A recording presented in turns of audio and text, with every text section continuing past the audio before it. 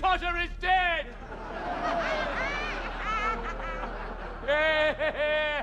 We are tonight's entertainment. You will never find the more wretched hive of scum and villainy. Hello everyone, welcome to an episode of the Movie Mania podcast, where we talk films past, present, and future. I am your squib of a host, Sherman Trey White of Podcast Media, and joining me are the men, the myths, the legends, the muggle and the nomad, Trilbee and Bandit. What? Hello. I'm not a seeker of truth. I'm really more of a chaser. Good reference, Fantastic Beasts. I actually understood that one. I understood that reference, Captain America over here. I understood that reference. How are you, Trey? I'm doing exceptionally mediocre. How are you? How are you, Bandit? Yeah, I'm doing pretty good. Yeah. You didn't step on any dog. Didn't get in any fights. No, you doing solid. I just been enjoying things. You know, things going good. We're getting good movies now, which is nice. Yeah. Yes, Trilbee will be calling in later. His Skype decided to update as we were getting ready to do the podcast. So once that's done, he can call in. Yeah, I saw we were starting at 3:00 my time, so I scarfed down the sandwich thinking I was going to be in a rush, but now I'm sitting here for 40 minutes like, so what's going on? But anywho, today's episode is going to be all about the Harry Potters. We're going to make up for the lack of that we did not do Deathly Hallows last week. We're going to do Deathly Hallows this week in conjunction with the talk about Fantastic Beasts and where to find them. We'll briefly cover some news.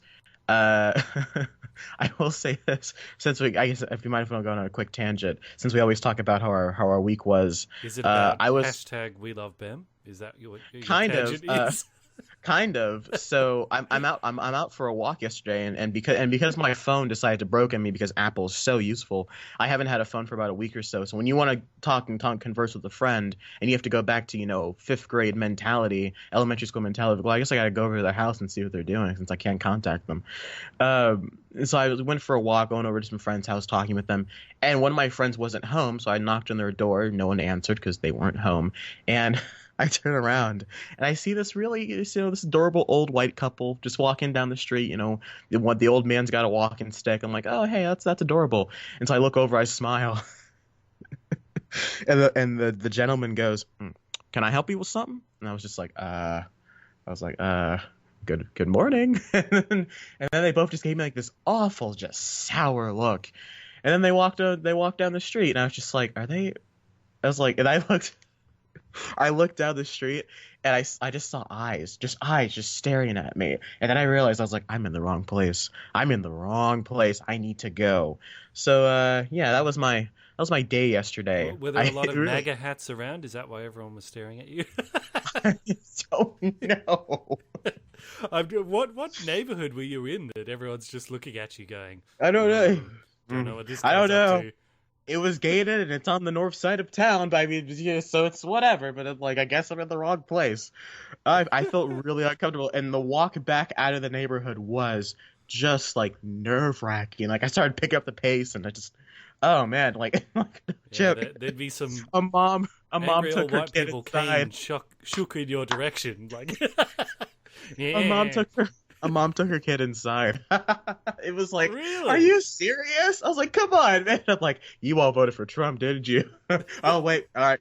Politics are over. All right. It's over. It's done. No more politics. But that also happened since we left the pod, since we haven't done the podcast. I've been enjoying watching everyone, just all the tears, though. The compilation videos on YouTube are great of just everyone crying. And it's like, I thought about tweeting. I love watching people's dreams just shattered in front of them. I thought about tweeting out. I was like, man, we skip a week and suddenly they elect Trump as president. My God. All right, but for everyone who hates us talking about politics, it's done now. We never need to mention it again. The insanity of this whole thing is behind us. Now we can just focus on movies. But speaking about controversial topics, thank you to all of our listeners for going out there with the hashtag We Love Bem and trying to find Ikao Quarty, a.k.a. the really, really black guy. Now, really, can we stop calling him that, please? Well, here's the thing. I mean, has he contacted you? No, he hasn't. I think if he hasn't contacted Trilbee either, then he's just ignoring us, because I know for a fact there is no way he could not have seen that.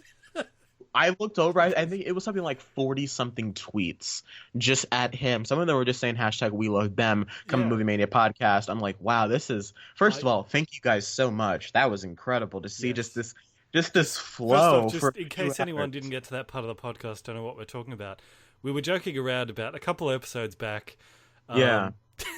Trey, you started this, Trey, so I'm blaming. So we're talking about Prisoner of Azkaban. We're talking about Prisoner of Azkaban, and I talk about how there's like only like 2 or 3 black kids at Hogwarts, and one of them was really, really black, and how it kind of bothered me because like the color palette was weird. Yeah. And anyway, so we were talking about it. We did like an animated thing of it, and we were talking about it, and we found out that the character's name is Bem, and just on air, we just had this idea. We're like, why don't we see if we could try to get Bem? If we could get him on the show, that'd be great. We thought we can't get we couldn't get like the Harry Potter actor or anyone like that. But we're like, I wonder if we could get Bem. And we sort of searched for him online, sort of live, and we found his Twitter. And I animated a couple of videos, and everyone got on board with hashtag We Love Bem, trying to get him on the show. And I got to say, like, see, when I was preparing that, I followed his Twitter page.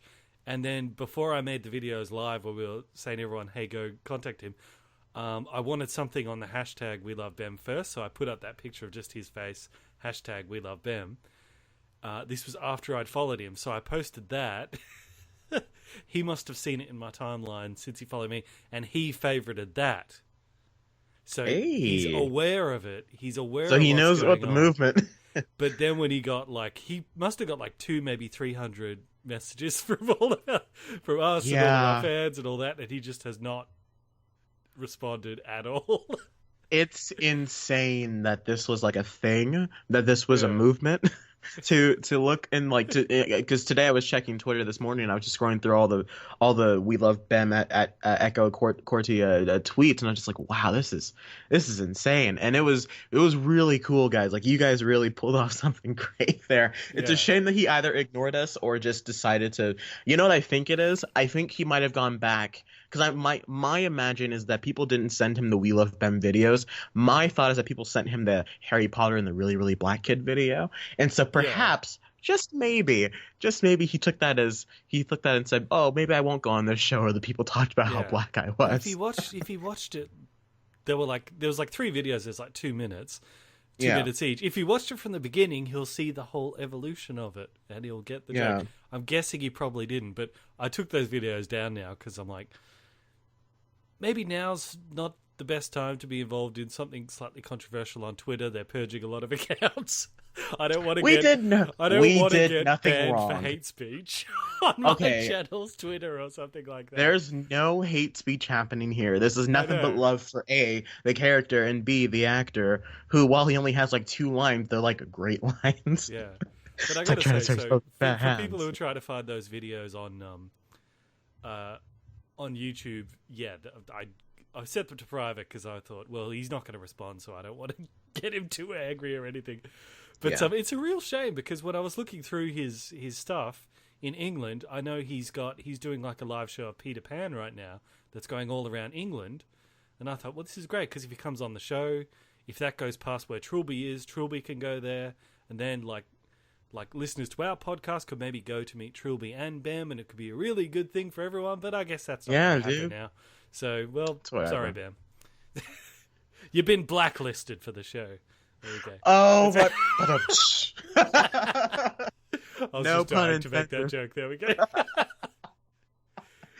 You're on our list. You're on the blacklist.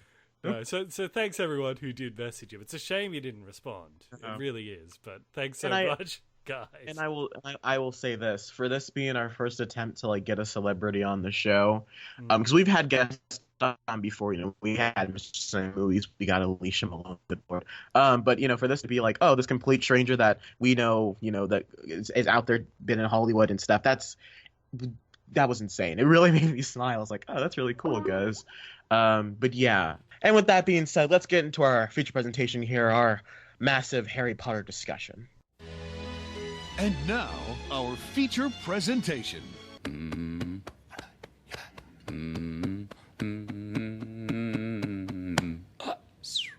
All right, so Fantastic Beasts sucked. On to Deathly Hallows. No, all right. Now, I'll let you guys say your piece. This is our Fantastic Beasts discussion. We'll go non-spoilers and then spoilers, and then from there we will jump into Deathly Hallows parts 1 and 2. So time codes listed below if you guys just want to skip ahead to that. I know you guys have been itching for that for like a month or two.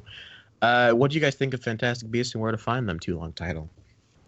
Do you want to start, Trilbee? Yeah. By the way, folks, I'm here now. Oh, yes, yeah. Yes, sorry. Whoops. He's here. He called just after we did the intro. Forgot. Like you jump into a time code, it's like 10 minutes. It's like, oh yeah. I jumped in by the nearest Thunderbird or whatever it was that creature was in Fantastic Beasts, and he just apparated into the Skype call, and so we just kind of exactly. I obliviated your asses. That's right. There was a lot of obliviating in Fantastic Beasts, wasn't there? Like, that'd be a good drinking game every time they say obliviate. Yeah. But yeah, I saw it last night, Fantastic Beasts and Where to Find Them. And, I have a feeling I'm probably going to be the most positive out of us. I don't think it's, like, up there with the best of the Harry Potter stuff. But you know what? I thought it was a charming, fun, mid-November romp, if you want to put that on a poster. I don't know. Okay. I was surprised by how standalone it was, because there's talk of like, oh, let's make 4 or 5 sequels to this. And I thought, God, there'll be 50 dangling threads. There'll be completely unresolved aspects. And while it does leave the door open for future films, it does still feel like a complete movie. Like there are still things that... Well, there are still things that can take place, because this is set in the 20s and the Harry Potter films are set in the 90s. So naturally, there's a 70-year gap. But there's no, oh, this person's still out there. There's, oh, let's join the Wizarding Avengers initiative. There's nothing like it. It does feel complete and whole. At least I think it felt more like me like the Amazing Spider-Man 2 more than it did an Iron Man 2. Like with Iron Man 2, you're like, oh, okay, they're clearly trying to make an Avengers movie, so let's just let them make the Avengers movie. But with Amazing Spider-Man 2, you're like, I'm not sure what they're setting up here, but there's so much going on. It's kind of irritating, which is why when I got to see it, I got to see an advance screening of it, and I tweeted out, I said, it feels like J.K. Rowling really wanted to make an Avengers movie, and it just fell apart because it feels like 2 different movies. You have one movie where it's this kind of almost Miyazaki-esque journey of going to the different parts of 1920s New York and capturing these different creatures and going inside the case and seeing how expansive this world is, how almost this kind of really humane zoo, if you will, of animals that Newt Scamander carries around in his case. And then you have this other movie where it's like a setup for like another Wizarding War film and this really like anti-religious, New Salem witch trial style of film that really, I think if they wanted to make a movie like that it felt like they were trying to make Deathly Hallows Part 1 and Sorcerer's Stone mish, and it doesn't work really well. But I think tonally it's going for that, definitely. I disagree with the plot. There are stuff that can carry over into future sequels, like the whole Salem witch aspect and the war between the no-mages or muggles and the wizarding world, which is very much undercover. But I still feel like it was relatively self-contained, but it does feel like it's trying to have the Deathly Hallows aesthetic with the David Yates who directed Deathly Hallows, and the whole Philosopher's Stone easing you into a new world. And it does feel a bit off kilter at times, but I disagree with it feeling like it's like an Avengers or Iron Man or Amazing Spider-Man style setup. I disagree with that, but I thought the CG was trash too, but that's it was trash sometimes. Like the Ron Perlman elf person, there was no reason for him to have been. Was that who Ron Perlman was? Yeah, that was he was Ron the elf guy Perlman. with the Ron weird Perlman bent back fingers. is a mafia style elf in this. There was like, no reason this for him to be a this little CGI like character. This like elf goblin guy. I'm like, why can they like Warwick Davis was right there? What are you doing? Like, just get him into makeup and have him play another goblin. Or what are you doing? All right, it's whatever. Yeah, and the CGI in him wasn't very good, and the CGI in the Thunderbird wasn't as good as, say, Buckbeak from Prisoner of Azkaban. And I'm not saying that out of nostalgia. I recently rewatched that, and that Buckbeak hippogriff still holds up. But when I saw Newt Scamander stroking his Thunderbird, total euphemism, then it still every pun it didn't feel quite as convincing. Every pun intended. Stroke your Thunderbird until liftoff, kids. Thunderbirds are go, should we say? Talk about Jessica's total. It's interesting because, like, as the outsider of the Harry Potter universe of the podcast, or the muggle of the no mage, I guess, of it, after now having seen Fantastic Beasts, I still don't have an answer in my head. I was like, I wonder if that was intended to be a continuation for the fans of the original Harry Potters, only that now that they're all a bit older and all that, or is it supposed to be, hey, here's a chance to get a whole new group of fans?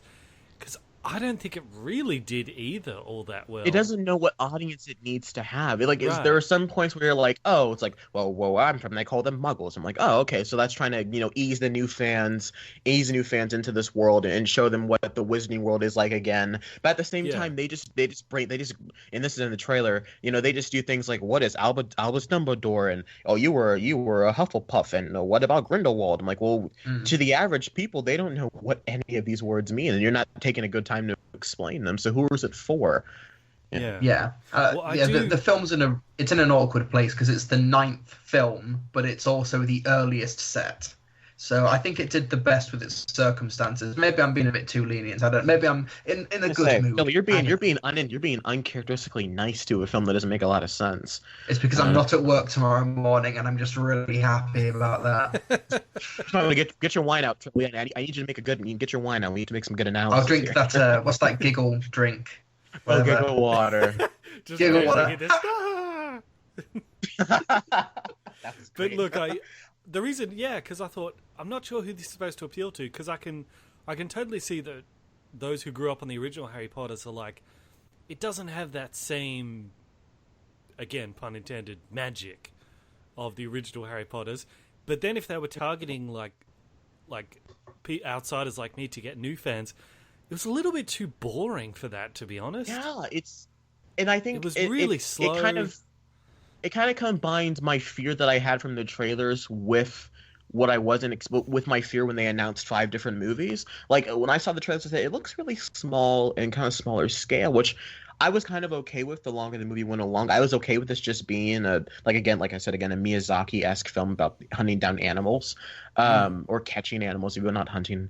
But at the same time, it does in many ways feel like, and we're dancing around the spoilers here, but they end up doing a lot of things where I feel like you're setting up for a movie that's like 3 movies down the road, and I don't think it needs to be in this movie. There are certain people that show up in this movie, and there are certain cameos that happen in this movie that A, made me laugh loud in the theater, and B, don't really need to be here. And it was really odd, and it took me out because I feel like it wanted to be The Force Awakens and the Philosopher's Stone. In Force Awakens, in the sense that it wanted to bring people into this world by doing something that's familiar, but at the same time, it was confused, to say the least. I think here's where your childhood love of the original Harry Potters is interfering with your critical review brain, because it does the mere Trilbee. I thought it sucked. It does feel like it's setting up for stuff that happens way down the track.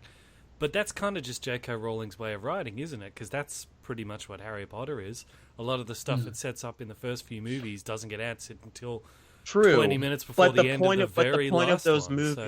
But the point of those movies are not... Or is it just J.K. Rowling's style? Well, let's listen to this. The point of the movies, difference being is that, Sorcerer's Stone and, pretty much from Sorcerer's Stone to, Goblet of Fire is not really about the world it's trying to set up. It's about the specific story, and it's about following these characters doing these adventures. It's about the Chamber of Secrets being unlocked by the ghost of Voldemort. It's about Harry learning about the past with his father. And I think that's why J.K. Rowling answers those, Steve Kloves, the writer, and David Yates, they answer those questions at the end, because I guess they said, well, I guess it is about the world too, so we'll put the world stuff in there as well. But if you really want to know more about the world, that's what the books is for.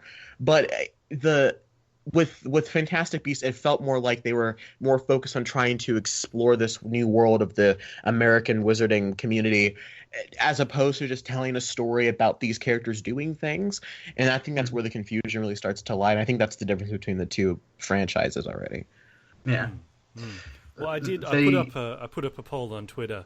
Said, did you like Fantastic Beasts and where to find them? Yes, my one shot. No, I'm stupefied. And 67% said that yes, they're one shot. So I guess people like it overall. I'm stupefied. There's nothing really like there's nothing like say Batman v Superman or Suicide Squad where you just smashing your head against the wall because nothing here is working. I can't really understand people having a really violent or angry reaction to this film. I think at worst you can kind of just dismiss it as like a middle of the road blockbuster with some Miyazaki-like effects. There's one thing that happened where I said, why is this here? And all this is doing is making me smile in the worst way. It's supposed to be a serious moment, but I think we all know what I'm talking about if you've seen the movie. Are we going into spoilers at all? We can jump into spoilers if you guys want. Let's give our ratings first. Yeah. Well, I'd give it like...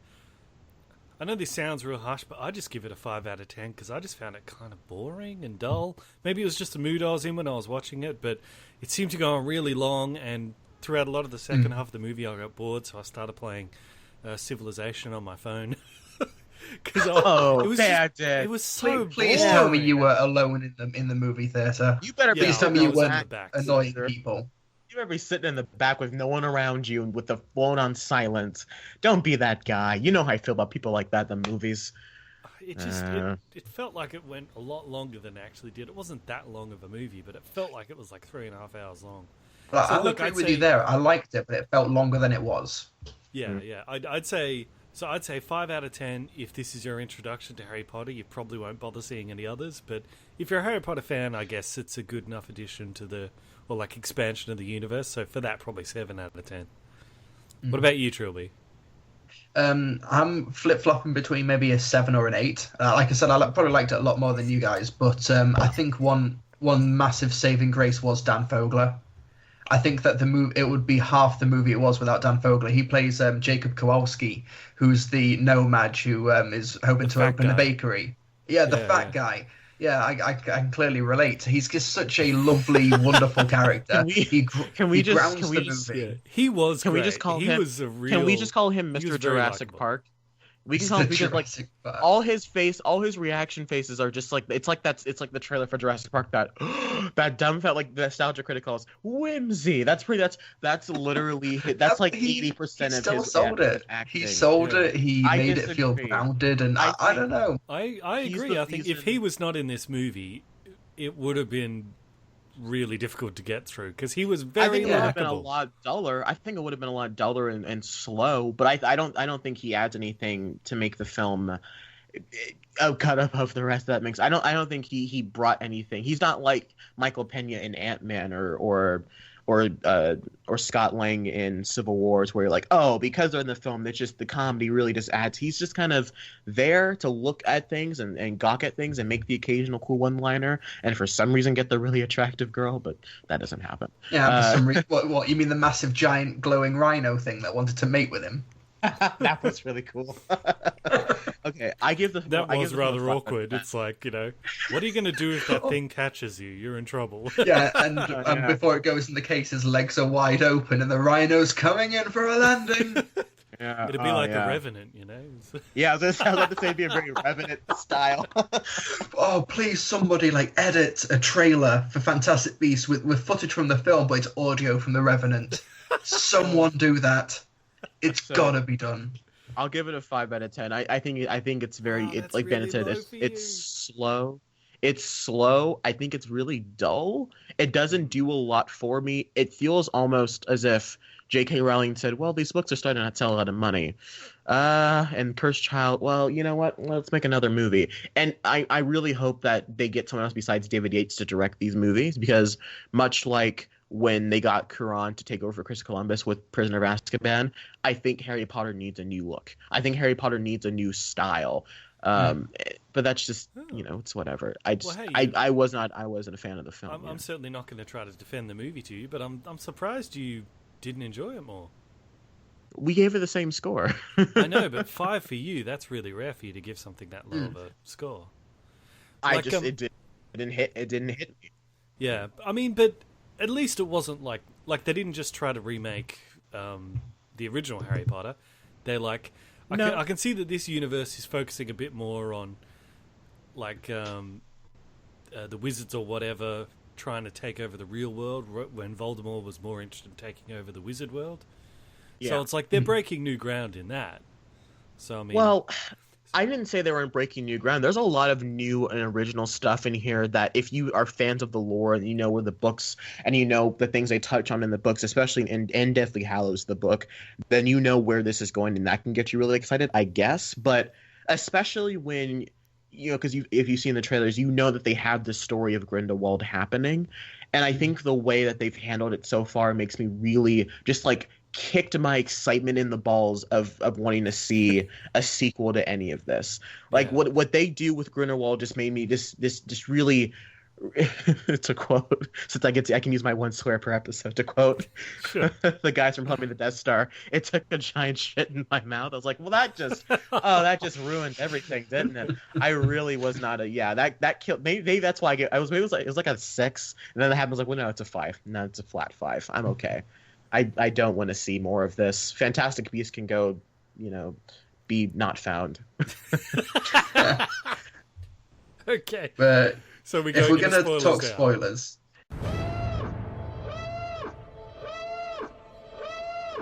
I think the biggest problem with the film is that it kind of bungles the mystery. Because every Harry Potter film is a mystery. Like, what is Fluffy guarding underneath the trapdoor? Who was the half-blood prince? Who put Harry's name in the Goblet of Fire? I'm absolutely sure. Yeah, every film every book, I should say, has got a mystery, and there's no real mystery driving Fantastic Beasts other than where are the creatures, but that's not really a mystery. The main one is who is this Obscurus? Who is this child? And the issue with the mystery, and I'm amazed that J.K. Rowling kind of bungled this because mysteries in Harry Potter films should be her speciality. Yeah. They bungle it by committing to the fake out, because it's basically, let's hint that it's this 10-year-old girl. And then when we think, it's definitely this 10-year-old girl, it's definitely not Ezra Miller with his weird bald haircut, whatever, because he's a squib. And they commit wholeheartedly to that. And then it turns out, no, it is Cretans. They committed to the fake out for no reason other than to extend the plot by 10 minutes. I really wish they would have not. They would have just stuck with it being the 10-year-old girl. I love the thought of history kind of repeating itself and this little girl being forced to die because of of people's mistakes, and Newt seeing that the wizards in New York didn't learn from the wizards around the world. I kind of like that being a story thread, and I thought they were going somewhere with that. But to say no, and I love the idea of this kid being abused, and just when you think he's special, and just when you think there's something about him that he can have, that he can be a wizard. No, he's a squib, which I think is such a tragic story, but it doesn't belong in this movie. No. It doesn't belong. The ending to Fantastic Beasts, where it's the No-Maj is in the bakery, and it's a beautiful scene, I think. The No-Maj is in the bakery, and the blonde woman sees him, and they give each other this really cute smile, and the music kind of cuts out, and then it cuts to black. It's a very cute scene. It's a very nice ending.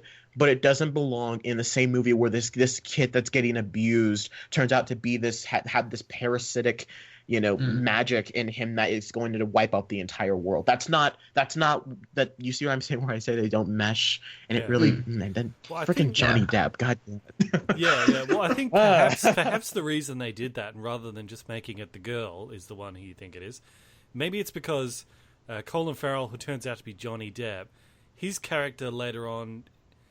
Isn't the idea that his character has this sort of manipulative relationship with Dumbledore in a way?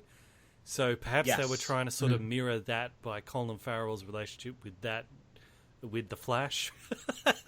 Yes, Mr. Bowlcut. He has. So perhaps they did that just to demonstrate that. Not the Gary Garrett, the Guy Gardner haircut. He's got the Green Lantern haircut, the bowl haircut. He does. He's got the haircut. And it looks ridiculous. So maybe they just shoved it in as sort of a hint of like, this is kind of how he must have had Dumbledore sort of wrapped around his finger back in the day, or something like that. Yeah. I there was a certain moment where, because I read that Johnny Depp was going, he was casting the sequel as Grindelwald, and so when I saw the blonde hair at the start, I was like, oh, so that's Johnny Depp then. That's who he's going to be playing. Okay, I said right on, and then. but the more they started, like, Colin Farrell started acting really strange towards Credence, of like, like rubbing his head and like, doing this weird like head tone. Like, that's weird.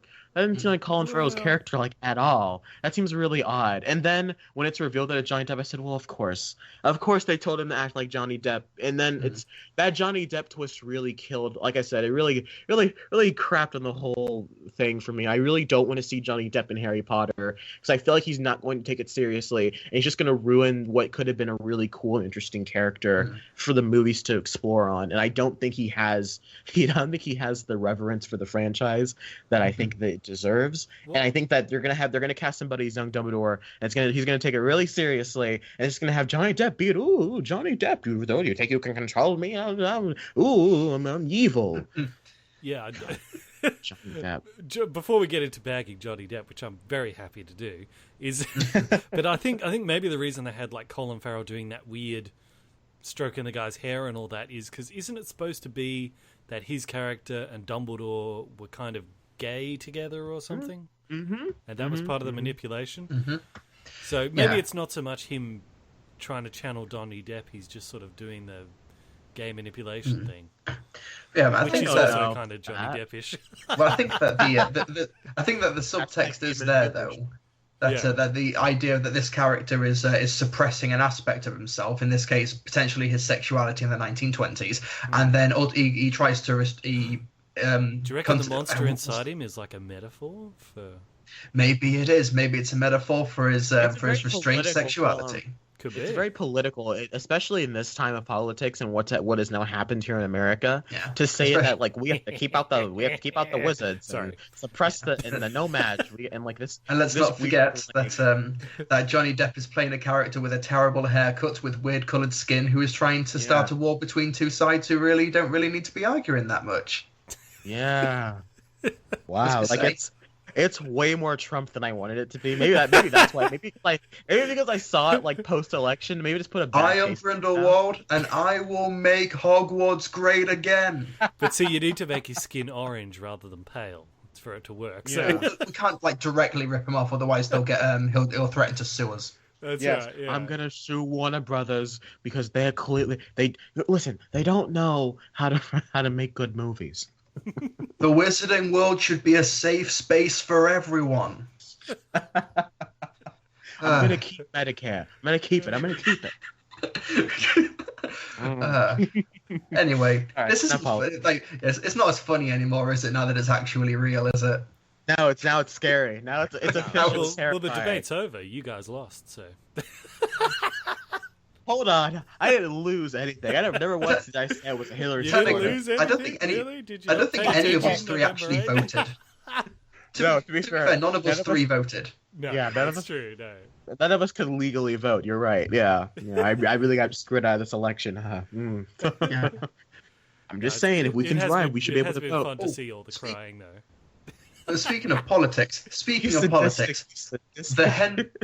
Shaw subplot, Henry Shaw and Shaw Jr. and Langdon Shaw. If that was a setup for future films, A, it's done terribly because they have so little influence in the film, and B, there's no direction for these characters to go. So John Voight looked like he was falling asleep. He looked really bored. He looked like he didn't know what he was doing. He looked like a sad old man. Okay, so I still liked the film. I thought Eddie Redmayne held it together really well, even though he's obviously channeling a lot of Matt Smith's Doctor Who with the quiffy haircut, with the eccentric mannerisms, to the fact that he's literally he's transporting himself in a device that is bigger on the inside than it is on the outside. There's a lot of Doctor Who here. The main four cast, excluding Colin Farrell, aka Johnny Depp, I think they do exceptionally well. And that's why I think if they just made the film specifically about catching these beasts and learning about creatures and how the world can be a better place if we learn to take care of these animals as opposed to killing them, I think that's where the film could have really succeeded in being an introduction back into this world, and then leaving that kind of darker stuff for the sequels to handle. But I agree. I will say this: how it's always nice because I was sitting in the theater and it kind of went silent for a second, and then you see the clouds fill the screen and you hear bum ba dum bum bum bum bum. That's always nice to hear with the Warner Brothers logo. People started clapping. I'll say the music was pretty great. James Newton Howard taking over for Alexander Desplat because he was doing Rogue One. No, he's not anymore. But yeah, I will say that the opening music always makes me smile. I like the main Fantastic theme. Yeah. But that's like one of my main positives. It's the music. Can we at least agree that the Niffler was pretty cool? No. Like the weird platypus creature with that can fit an entire bank vault in his belly. Hated it. Really? Thought it was trash. I Really, liked it. Really not a fan of that one. Yeah, I could just feel Warner Brothers going, we need something cute to sell toys. How about that? I'm like, maybe it's an actual creature from the book. I don't know. I haven't read Fantastic Beasts. It's basically creatures just a platypus, isn't it? Like, platypuses themselves are weird enough. They didn't really need to have to redesign it all that much. You know what I hated? I thought the CG on it was pretty awful. I thought the effect of the coins falling out of him didn't work either. And I thought the process of having this creature be what kicks off the events of the film kind of made me a little upset. I'm like, really? Is what we're kicking off the Fantastic Beasts with? This is the Fantastic Beasts we're going to start with? I guess they got to start small and then work up to the bigger monsters. I mean, they had plenty of big monsters in them in the cave. There are plenty of monsters that they didn't use, I would imagine. I think the book has 70 something creatures in them. So and they only use 12, if that. I feel like we could have gotten it's. Well, I guess really maybe they wanted to start with that monster because so they could meet at the bank. I mean, it makes sense that thing would want to go to the bank. I guess. Can we talk about the 19 endings and why it didn't need to be there? Sure. Go for it. Film, the film wraps itself up like it's a trilogy that needs to close everything out. I'm fine with the bakery ending. I talked about that already. The awkward goodbye between Newt and what's her face I thought was strange. I thought it went on for too long. The reveal of Grindelwald was trash. The film continued to wrap itself up over and over again to the point I'm like, well, this is no longer a present. This is just a bunch of string in it. And I feel like if I pull one string, it's all just gonna fall flat. I really didn't like this movie, guys. We didn't get into our bagging out Johnny Depp. Why did they pick Johnny Depp? Nobody likes Johnny Depp anymore. Not anymore. No. I think he needs maybe more time to settle into the role. I'll give him a bit more benefit of the doubt, but the makeup and the hair don't help him because it feels like he's playing another Tim Burton Dark Shadows type character. Guaranteed. Yeah. He walked off the set of Alice Through the Looking Glass and has changed his hair. Guaranteed. Bet. $5 says he, because he has essentially the same makeup. They gave him different colored contacts, and they just changed his hairdo. And he's the same. I'm pretty sure his voice sounds very similar as well. Oh man, I just remembered something. You know, the young girl who they were faking out was going to be the Obscurus. Mm-hmm. There was still a wand under her bed, right? Mm-hmm. Why? Is that just a plot thread that has just been dropped completely, or was that just another example of them committing to the fake out? I don't know.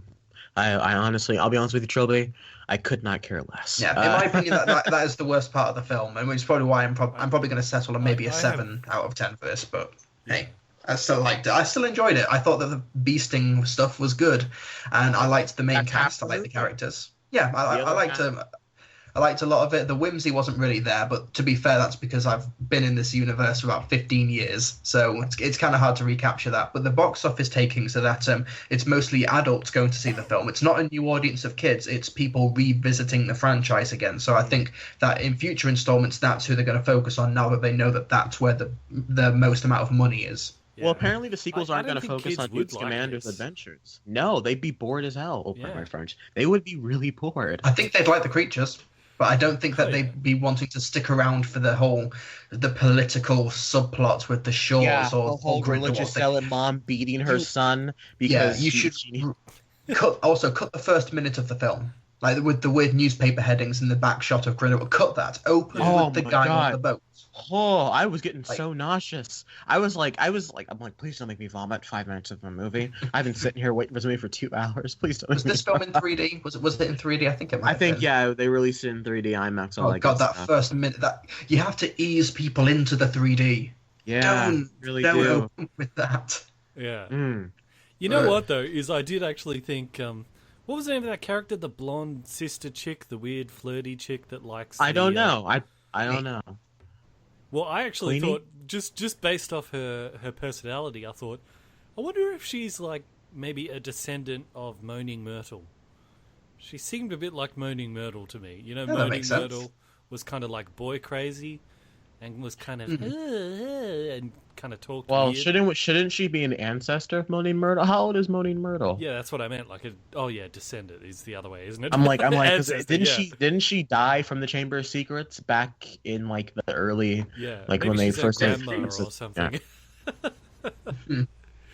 I did really like her character. I thought their story of her and the No-Maj, I thought worked because it fit that lighthearted tone of the beast hunting part of the film. Yeah. I thought everything in the case I really loved too. I think that's why I'm getting so mad with the other half of the film, because for every good thing they did like 3 other things to bog it back down. Like, everything in this case is really cool and quote unquote magical.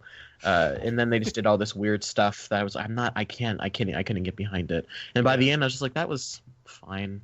I'm like, is this what Phantom Menace felt like to all the Star Wars fans back in '99? They were just like, what was that? That's how I feel. I just like to see a movie just about the fat guy. You know, he's like the new Ron Weasley, I guess, if they're going to keep him around in this future movies. But he was the best part of the movie. I just want to see him in his bakery doing stuff. I want to see more of Newt Scamander. I want to see like a movie of like, oh no, I've lost my case and now the beasts are hunting up all over the globe. I'm down for like meeting new creatures all over the globe, like maybe having to like catch a snow monster on Mount Everest, something like that. You know, I'm really excited to see like more beast hunting movies. But if we're gonna get more of this Johnny Depp Grindelwald nonsense, then I'm okay. Count me out of the count. You watch it on Netflix. You won't bother going to see it. I'll chappy it. I'll look up the synopsis on Wikipedia and we'll talk about it on the podcast. Or you'll hate watch it, aka Walking Dead it. Oh yeah, and hopefully I'll get a good episode like last week or this past week episode. I think it's going pretty well so far, Walking Dead. I don't know about you, Bandit. I think we've entered the valley of boredom, and we're going to be stuck in it for a long time. Anyway. Oh, I disagree. All right. But yes, I think we've really said all we have to about Fantastic Beasts. But I guess one question for the future: who would you personally cast as a younger Dumbledore? Helena Bonham Carter. Yes. Helena Bonham Carter as young Dumbledore. Yep. She does a work. dual role. Yep. That way you can get her and Johnny Depp together in the same movie again. They can even do musicals about making pies. I'm sure she'd do it. No. Yeah. Cease and desist. Stop. Don't give Hollywood any ideas. Who would I get? You know what I would have said? I would have said Colin Farrell. I think he could pull something like that off. He's got to cast somebody who can do the. I don't know a lot about young Dumbledore. I don't remember a lot about young Dumbledore. But I will say that whoever they get they're going to need to have someone that I would presume is rather very charming, but also has that really powerful stance. Peter Dinklage. Also, you'd need someone who can show a little. That's not a joke. That's not a joke. Yeah. Oh, fair enough. I was being completely serious. I was just thinking, how would you explain the physical differences in 70 years? I wouldn't. I would just show Tom Hardy. They didn't explain. What's his face? Kit Harington, Billy Johnson. I think would be a good Dumbledore, a good young Dumbledore. Oh yeah, he'd be good. Yeah. Yeah, I think I think he could balance out the crazy, and I could buy him as a homosexual. Jason Momoa. Keeps the facial hair. He's only good in stuff if he doesn't have to talk much. Let's go. Oh, Jason Momoa. Yeah. But what about you'd also need someone who's got a little bit of a dark edge, because if you're going to go into that whole storyline of his sister and his dodgy brother. Oh yeah, that's a bit of a dark story. So you need someone who's like. Kit Harington can do that. Kit Harington can go dark. I feel like Jon Snow can go dark. We've seen it. Yeah, remember when he was with the Wildlings? He did that stuff. Johnny Depp, though, wouldn't you need someone who looks a bit older than Johnny Depp? Yeah. No, I don't want anybody. That's true because apparently this is set the year Voldemort is born, and we see like 9-year-old, 11-year-old Voldemort, and Dumbledore looks like he's in his like 60s. So yeah, you would have to cast somebody in their like early 40s. Fassbender. Russell Crowe. Done. Mads Mikkelsen. No. Give me Michael Fassbender there. I was going to say Michael Shannon, but no, nobody would like that, would they? General Zod as Dumbledore wouldn't work too. I would.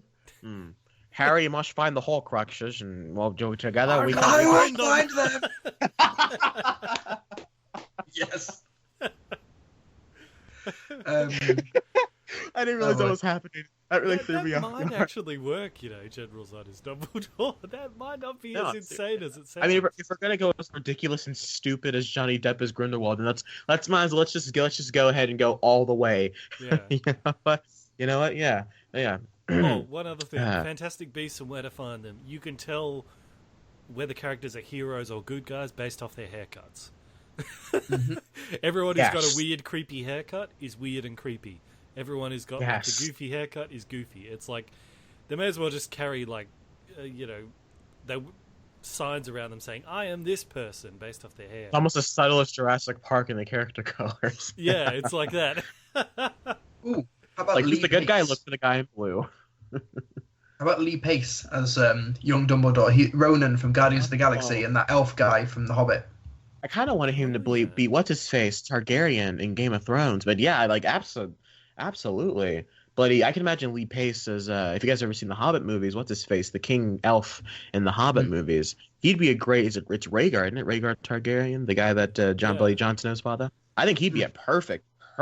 Spoilers, by the way. Sorry. I think he'd be a perfect Targaryen, but yeah, I could totally see him as a young Dumbledore. Or maybe it was Dan Fogler the whole time, the Nomad's Jacob Kowalski in disguise. If it's as stupid as Johnny Depp as Grindelwald, I'm down for anything at this rate. Oh, unless if they do cast Colin Farrell as young Dumbledore, and Grindelwald just thought he'd take the disguise of his ex-lover. But at the same, when is Albus Dumbledore? When is Dumbledore headmaster at Hogwarts? When does he become headmaster? I'm gonna look on Potterpedia and find out. Because if this has got to be Newt's got to, let's say Newt's like what, 30? Well, let's be polite and say 30. Redmayne's 34.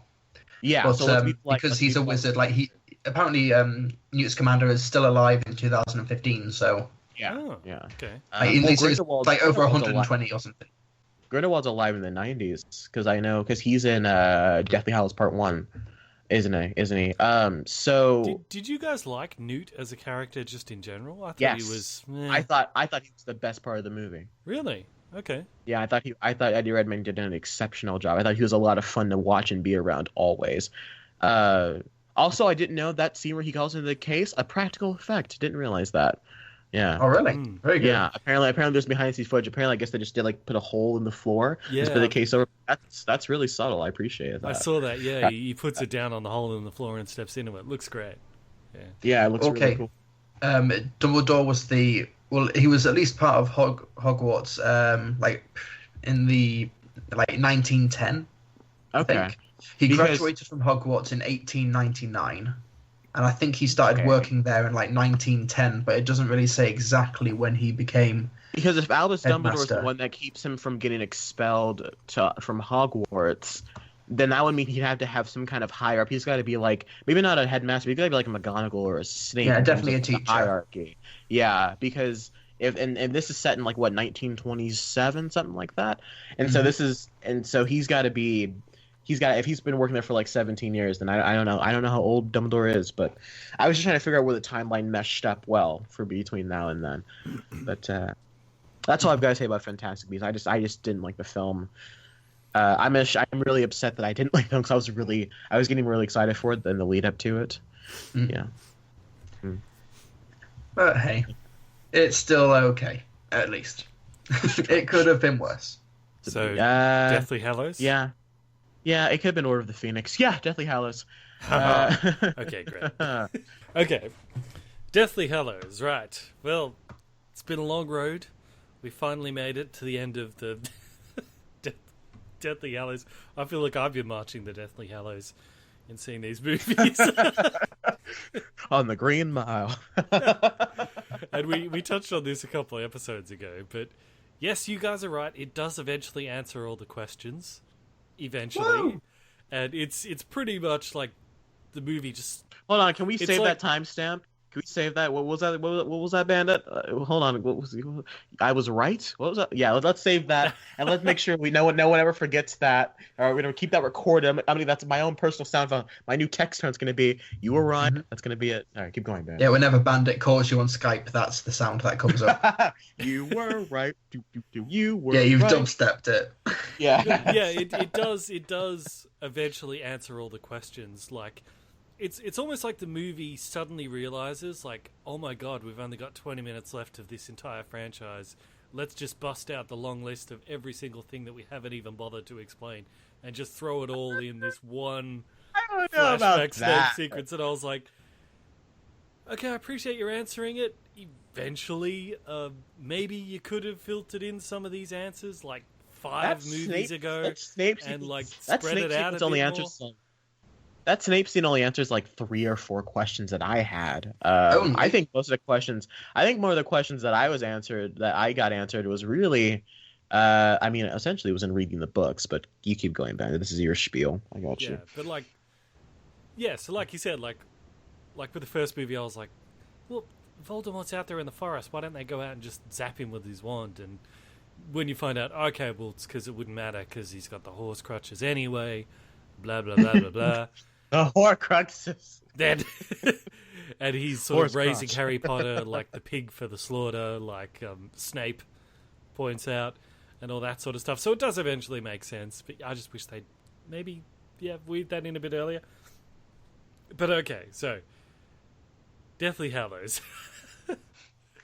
First question. Deathly Hallows, part 1. It starts with the whole thing, we're all finally going to war, and it feels like they're going to war. This one's my favorite. This is my favorite of all of them still. Deathly Hallows Part 2?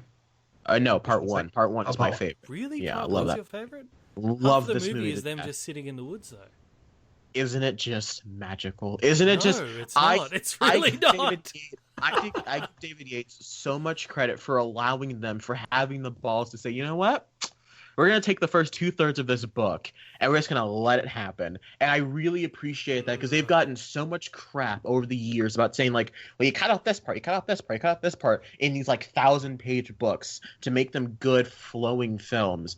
And finally, he's like, you know what? Fine. We're going to make a 2-hour film about what happens in the first 2/3 of that book, which is them sitting in the woods, talking, and just being the characters we know that they are, trying to figure out what to do when they are left alone in this world. And I really enjoyed having the same arguments that they already had a couple movies ago, and it's like, Weasley, Fair didn't enough. we already deal with this a couple of...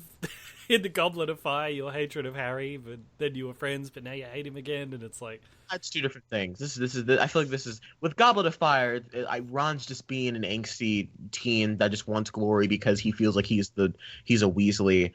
This one feels more... First of all, it's very Boromir from Lord of the Rings, what ends up happening. Yeah. It's very of power, which I think is what he was going for. And I think this time it's more of... Ron kind of feels...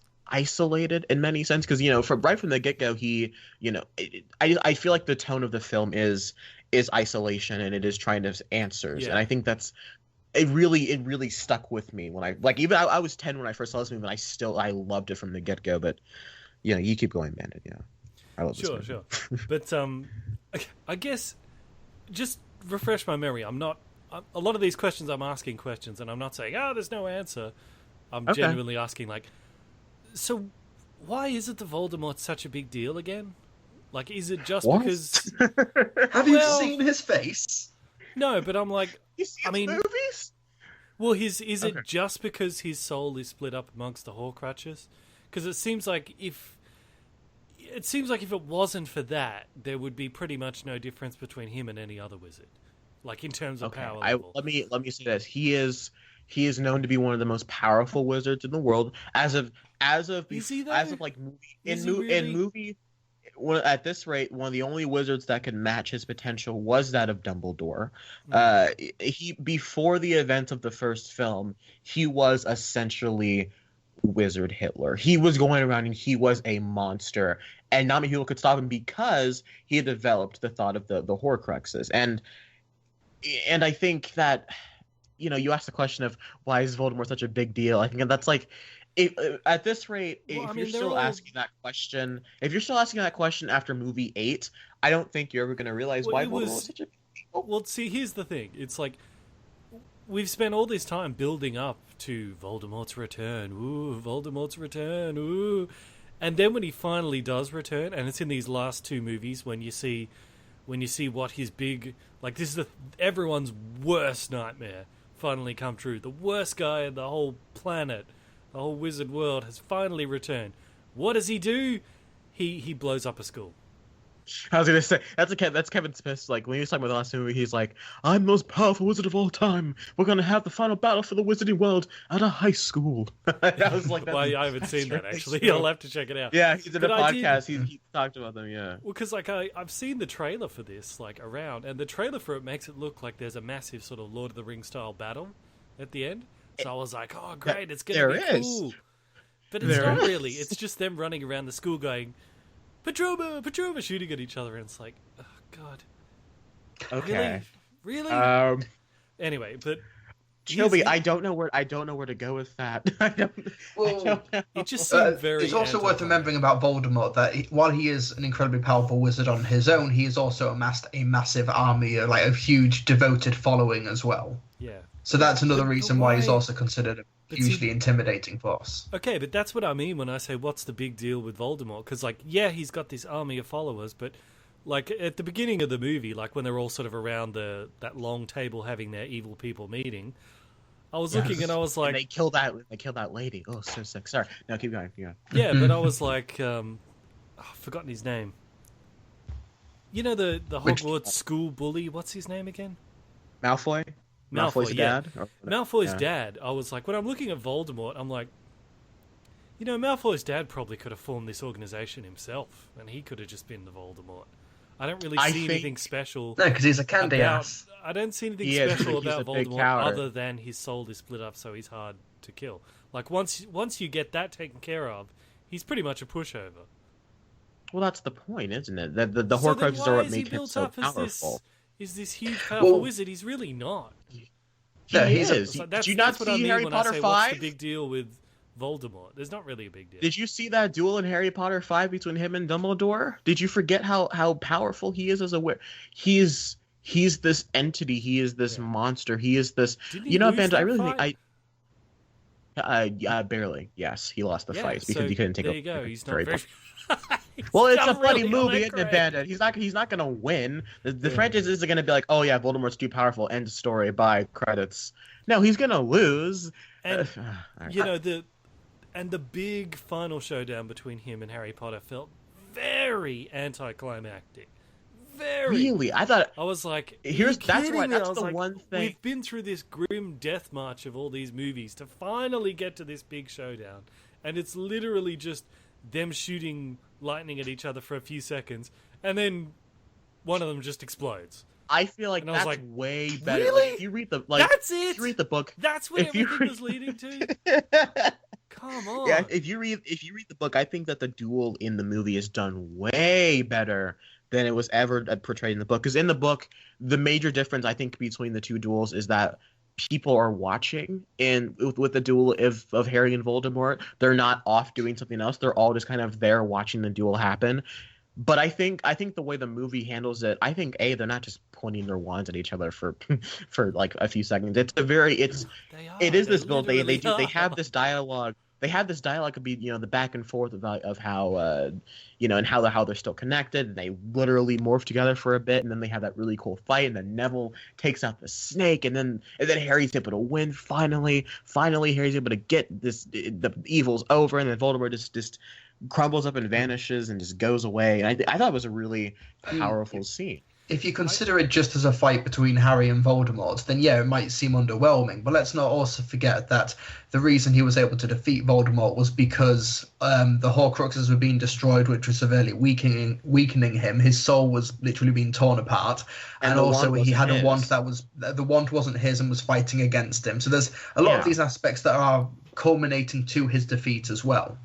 Yeah, like he was essentially dying because of the Avada Kedavra spell he was trying to go. Like the red was the Expelliarmus, and then you can see his hand deteriorating as the spell is reversing on him essentially.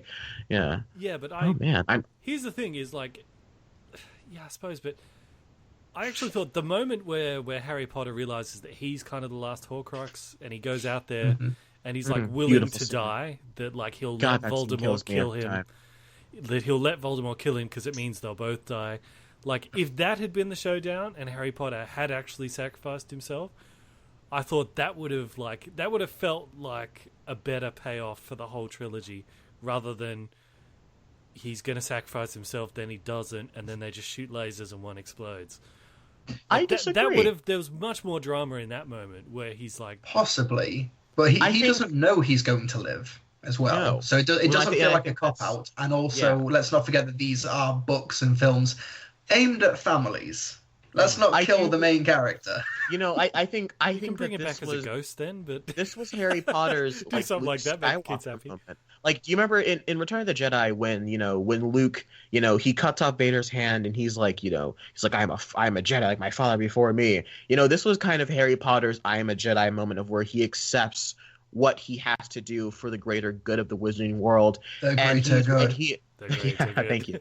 And he is rewarded for it. He was rewarded for it. Dumbledore, he meets Dumbledore in what is purgatory, and he says, well, listen, Harry, you could move on. You earned your stripes, if you will. You can go on, or you can go back. And because you remember, Harry's ready to let his friends handle the rest. All he has to do, they say, just get ready, take out the snake, and then it's just him. He's willing to go out there and not be a part of this anymore. And I think that he's able to say, he's like, oh, so I was able to do the sacrifice and I can still come back and finish this myself. I think that's kind of his I am a Jedi, my father before me moment. Yeah, you can't have this ending at the end of the first film or the first book. This does have to be a huge, the end of a huge journey for Harry. I think so. If you treat, if this was the ending of Philosopher's Stone or Sorcerer's Stone, sorry for you American folks. Hey. Yeah, then it would come across as maybe more shallow. But the fact that he's gone through all of these years fighting this battle and he's given the opportunity to just move on and let his friends deal with it, I think it works a lot better as the seventh, as this ending of the seventh book or eighth film, whichever it is, or 8 movies. Yeah, I think I really appreciate that they. I do have problems with Deathly Hallows Part 2 in that because they have to do so much in this last third of the book, because so much does happen, I think that a lot of things get pushed to the side. It's a shame that this movie's only 2 hours flat. It's not – I wish it could have been a good 2.5 hours, because that would have given them enough time to focus and do a lot more things. Lupin dies – and we never get to feel that emotion, really, because they have a brief talk after he's gone in the forest with use of the Resurrection Stone, but I don't think they got I don't think we got enough weight when Fred dies, one of the Weasley twins dies, and Lupin dies, and all these people are dying around him, and it's Snape. Oh my! But we'll get to Snape later. And then the line, "Not my daughter, you bitch." That's the aliens moment. You know what I'm saying?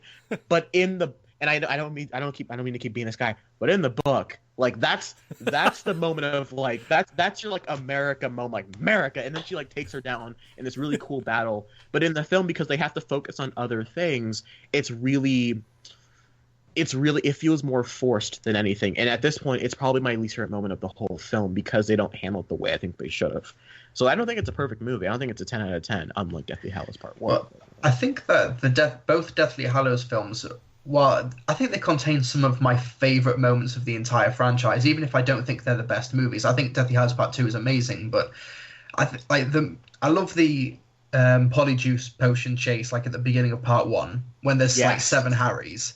And I think when Hagrid is unconscious on his bike and they're going through the London streets, I think that's so inventive and really well done. Hedwig, man. Ugh. But why does Dobby get a 10-minute death, but Hedwig or Lupin or Fred, they're just gloss over them, whatever. Like I feel like Hedwig's death should be a lot bigger than it is. I think I tweeted out that I was still like 5 years later and I'm still crying at Dobby's death. Like Dobby, when Dobby goes, every time Dobby Hedwig, goes, is he? No, Dobby's the house elf. Hedwig's the owl. Dobby's the house elf. Yeah. Every time Dobby goes, I'm just a mess. Like I can't. I think it's really well done. I do think it's really well done, but I think that Hedwig's, like, if compare it to Hedwig's death, and Hedwig is a much bigger staple of the franchise, like at least prioritize the deaths a bit more. I think it's because Hedwig dies so quickly. Like Hedwig gets to go out with the Avada Kedavra, but Dobby gets like shivs, like it's prison. Like Dobby gets a sharpened toothbrush to the gut, and it's that great scene of like, Hermione, we're safe, we did it, we're all safe. It's like it's over. They just hear Harry Potter, and I just get like so choked up every time. Like, oh, you mother truck. No, it's really good in the scene. I'm with you, Trey. I was really upset when Dobby died because I actually want to see more of him after he was introduced in movie 3 or 4, whichever it was. Two. That was like the Hodor moment, and it was like hold the door. Like that was just like you just wanted to like go into a ball and just and then it just ends. It's just over. Like, I'm with my friend Harry Potter, and you're just like really like oh, Dobby. Yes, it's a really powerful. Whereas scene. with the bird, I was like, I didn't know that bird even had a name. It's only the main theme of the series. Hedwig's theme is just whatever. But right. Let me ask you. So the whole thing of like the wand choosing the wizard and ownership of the wand, that's a big deal in these movies. It's the big sort of story device kind of. It's established from the first film when he goes to, is it Ollivander, that guy that built the wand? It's also instrumental for like how Harry Potter defeats Voldemort as well, because the wand isn't really it's why they can duel the way they do, because their wands are so intertwined. Right. But so he, with wands, right? Okay, so the wand chooses the wizard, but you still can use other people's wands, right? Because they do all the time. But it's not as powerful, if that makes any sense. It's kind of like lightsabers in that way, in where you are linked to this wand in more ways than one. Like when he meets Ollivander in movie 1, that wand is specifically there for Harry Potter. It is destined to be Harry Potter's wand, which is why him and Voldemort's wand, I think they have the same core or something like that. They might as well just be like brother wand, like twin wands. Right. So. So, here's the thing. Like, Voldemort, he goes, my wand won't kill Harry Potter, so I need someone else's wand. Can't he just go to the shop and just buy a new one? No, I'm recording. I know you are. Get out of it. No, breaker, no, let her on the show. Who? I don't think I've met this woman before. Who is this Bandit? That's the first time Bandit's been interrupted. Yeah. Oh man, that's the guy. I thought that was Trilbee's girlfriend. I'm like, well, if Trilbee wants to join in on this discussion, she might as well. No, she's just being quiet in the other room, like I told her to. Tell Bandit's sister I said hi. I don't know your sister's name, but tell her I said hi. Yeah. Is she explaining this is what a conversation I had with you, though. I was like, why don't you just go to Voldemort? Why don't you just go leave this all in? He's like, okay, let's have a new wand. It's like, okay, yeah, Voldemort, you can have a new wand, but you know what? Here's this thing called an AK-47. Take that. That's gonna get rid of Harry. It's gonna work real well. You don't need a wand. He's not gonna use a Muggle weapon. Because Voldemort is a power maniac, he wants it. He believes that it is more powerful than his wand and Harry's wand put together. He believed that it was the only way that he could defeat Harry Potter. But it's not. Shoot him, stab him, put poison in his tea. You sound like sabotage the brakes on his car. Can you get another chair? Bring her into this discussion. No, I'm talking about Voldemort killing Harry Potter. This is amazing. It's like Voldemort doesn't need a wand to kill Harry Potter. Just shank him in the heart. No, he can't do Strangle that. him, No, blow him up, burn him, Voldemort poison can't him. do that because his mother's love is protecting Harry Potter. Harry Potter is protected by his mother's love. Nothing Voldemort Okay, does so to him Harry can Potter's do. completely invincible to anything except being Trilbee, shot I'm in with a tears. specific wand. Then why do the Death Eaters even bother going after him? He's invincible. You can't kill him. Why are they even bothering to try and chase him? They wanted to They have a catch shootout Harry. in a bakery. Why? He's invincible. They Check wanted to simply catch debate. Harry Potter to hold him prisoner for Voldemort for when Voldemort was ready. Okay, but in the story of the Deathly Hallows with the power wand, the dude who originally gets the power wand, he goes and he shoots someone, and then in the story, he has his throat cut while he's asleep so someone can steal the wand. Yes. Can't you do that to Harry Potter? Wait till he's asleep, sneak in, cut his throat. You You can't get 8 don't movies need a out of wand that. to kill him. Yes, you. Why does he waste so much time, Bandit. Voldemort, getting a wand?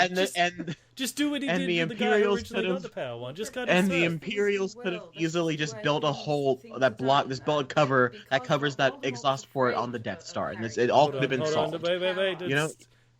You're talking and they're talking at the same time. Bandit, can your sister hear us? Or...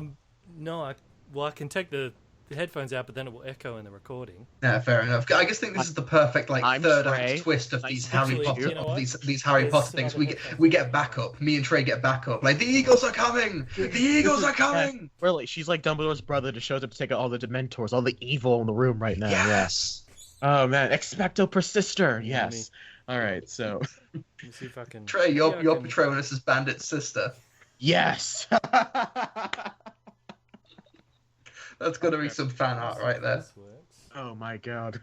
But yeah, speaking of Dumbledore's brother, it kind of feels like because these books were coming out while the films were still being made, and it feels like maybe J.K. Rowling should have clued the filmmakers in that Dumbledore's brother would have been important in the final book, so that maybe they could have introduced him a bit earlier.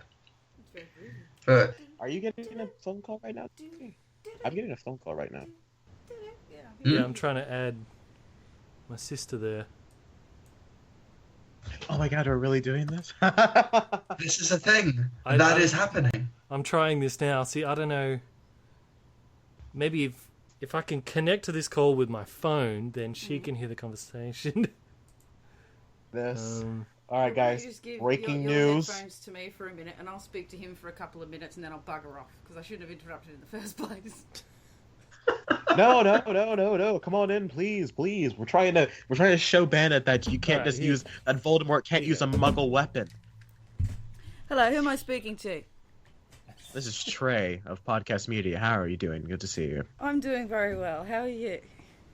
I'm doing okay. This is Trilbee's also here if he's not here. Hi, I'm Trilbee. G'day, What do we call Trilbee. you for the purposes of this podcast? I feel like It's she's wonderful to walked speak to you downstairs to her both. brother's like. I feel like she's walked in on like her brother's like Dungeons and Dragons meeting, or just like girl. We're just like, hi, we're being a trunk and we're trying to take out this troll.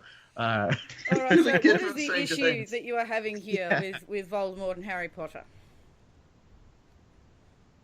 Yes, Bandit, Oh, was that a explain. question? Yes, please, Bandit, because Bandit's the one. He has all these questions, Mhm. and we're trying to answer them for him, and it's just not working. He's being a stubborn little stubborn guy. Well, he has Yeah. actually asked a very interesting question in terms of why is Voldemort going to all this trouble to try and get hold of Harry? Because in Bandit's opinion, Harry is in fact a human being. But what he is forgetting is that Harry is protected by his mother's love.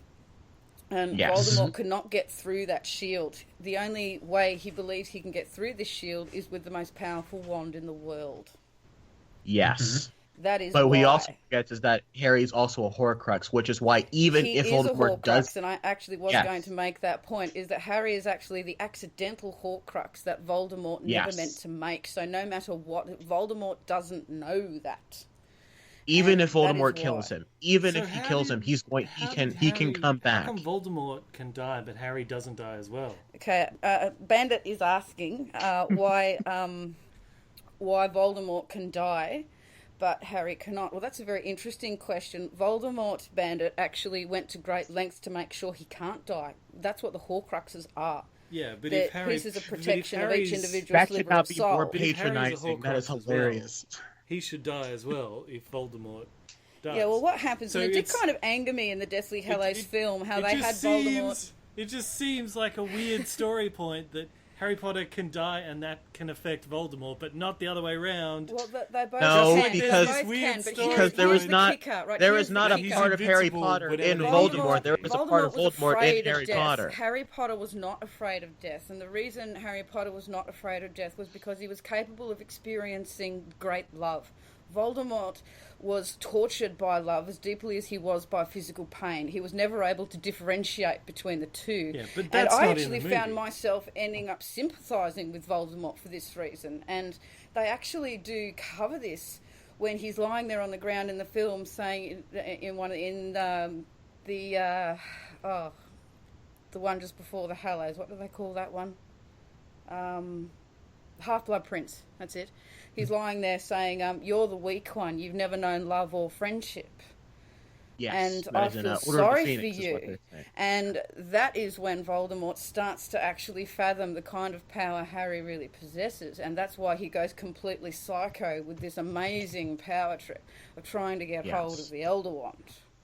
And to So- blatantly answer Bandit's question, Harry, a part of Voldemort is in the Horcrux is within Harry. It is the reason that Scar is there. So if That's Voldemort right. were to kill him, he would not kill Harry. He would kill that part He of did himself that is kill in the part of Harry. himself. Yes, that's exactly what Yeah. happened. Yes, Voldemort did, Yeah. in fact, when he hit Harry with the wand, he killed the part of himself that was the Horcrux, making himself Yes. even weaker. Okay, Yes, didn't know. and Harry, So so why Harry's is able it, to come though? back from that. Okay, Bandit's asking, why is it though Voldemort can kill a part of himself through Harry, but Harry doesn't kill a part of himself through Voldemort? Because Because Harry, a part of because- Voldemort doesn't live in Harry. Yeah, a part of Or a Harry, part of Harry doesn't part of live in Harry does not Voldemort. live There in you go. Voldemort. Yeah, Yeah. a part of Harry Yeah, does not it's- live it's in not- Voldemort. Voldemort Harry doesn't have a accidentally Horcrux. attached a piece of himself to him. Okay, so Voldemort cannot kill Harry without dying himself. That's right. But Harry can kill Voldemort And that's what the prophecy without said. dying himself. Well, which he could. which means that this was He could, there was but really he was- no skill involved whatsoever Harry in Harry could Potter die, winning. but The he- whole game was My rigged. God. It's impossible What? for Voldemort to ever Wrong. win. So how is Harry even a hero? That's not true. No, that's no, not that's not true. true. It is capable of Voldemort to win, but if Oh. Harry had been less Come on in. loving and so on, and less capable of love, Voldemort would have been able Mm-hmm. to have turned him and become like his right-hand man and that sort of thing. But because Harry had love and friendship, and this is why I loved these books and these films so much, is because it really does advocate that love truly is the I most have powerful to give thing me in the 30 world. seconds. I believe my smoke alarm's about to go off. I have to go do something. I thought we were Okay, going to get somebody's gotta another go. person come in to join the podcast. Right. All right, well, I'm going to give you my brother back now. It's been fantastic talking to you guys. Yeah, it's been a trip. No worries. See you later. Bye. See you later. That was something new. It still doesn't make sense. I'm just saying. Yeah, but let's not. There's the quote from the Deathly Hallows Part 2 trailer that never made it into the film when Voldemort asks, "Why do you live?" and Harry Potter says, "Because I have something worth living for." So it's all about love in the end, Bandit. And if you can't comprehend that, Well, it certainly helps as well if the whole rules of the universe are constructed in a way that it's impossible for the bad guy to kill you, and that you've got this magical love card that means that it really sort of undercuts any notion that it's almost Harry's- as if this franchise is a fantasy series aimed at children and families.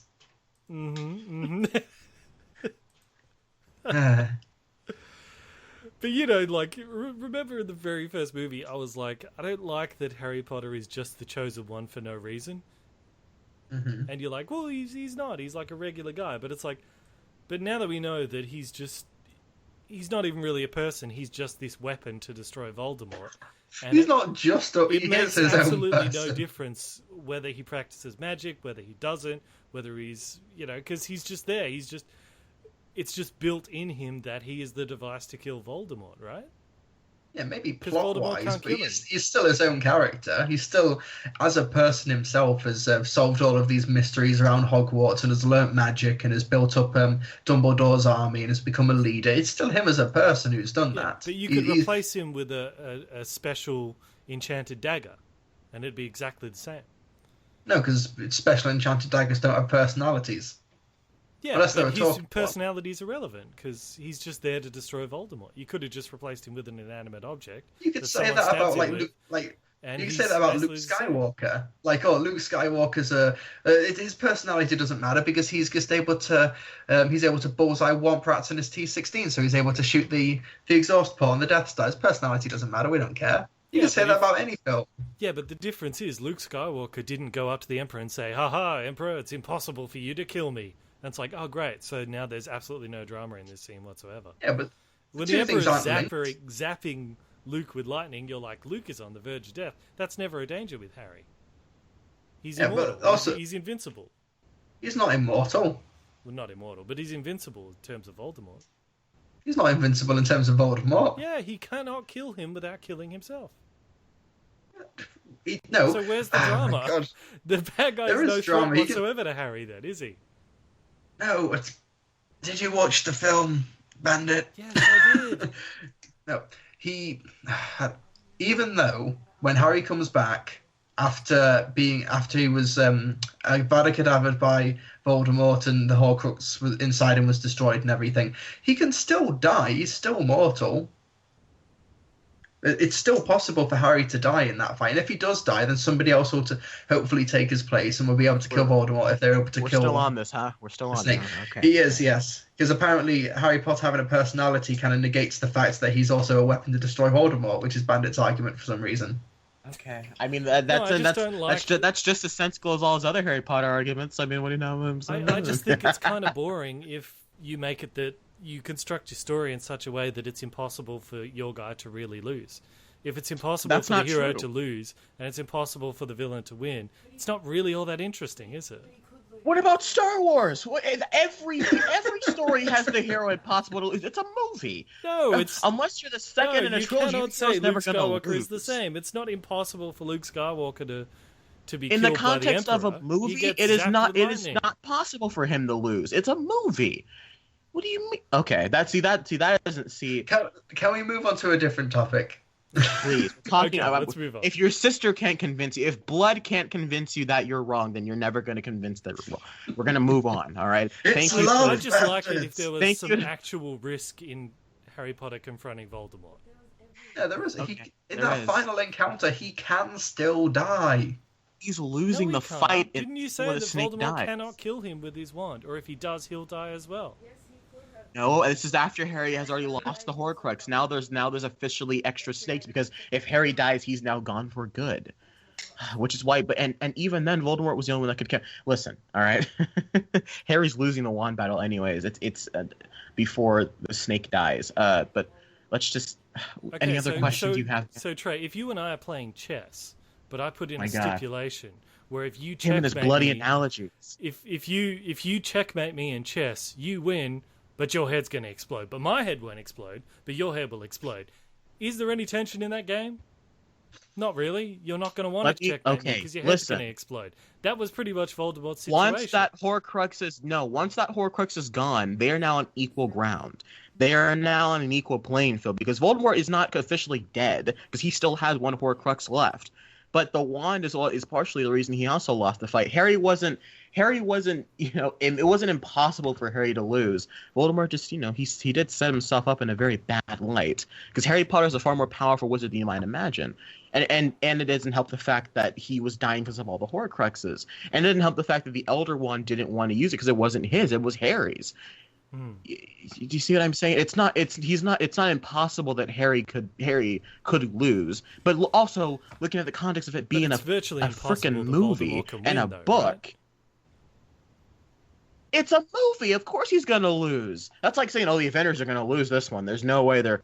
Oh yeah, the X-Men are gonna lose this fight. There's no way they're gonna win. I'm like, what do you mean? Obviously, it's like James Bond being in a trap. Like he's obviously gonna get out. Clearly, there is another element that we're kind of forgetting here as well. Is that the Elder Wand that Voldemort uses? Harry is its master at that moment. Yes. Exactly. That's another great component. Why would the wand want to kill its master? Yeah, I understand. It is admittedly convoluted by design, but I still think that it adds up, and I think there's got to be a little suspension of disbelief because it is a movie, it's a narrative, it's the 8th film, it is a fantasy series with its own set of universe aimed at families and children. And I think it's important, and Bandit, I really do think I'm not even trying to say that because there are certain things that the films don't do that I think they should stand on their own, and I agree with that. But I feel like if you really want the answers that you're looking for, the films were not there to provide because that's not the film's job to provide.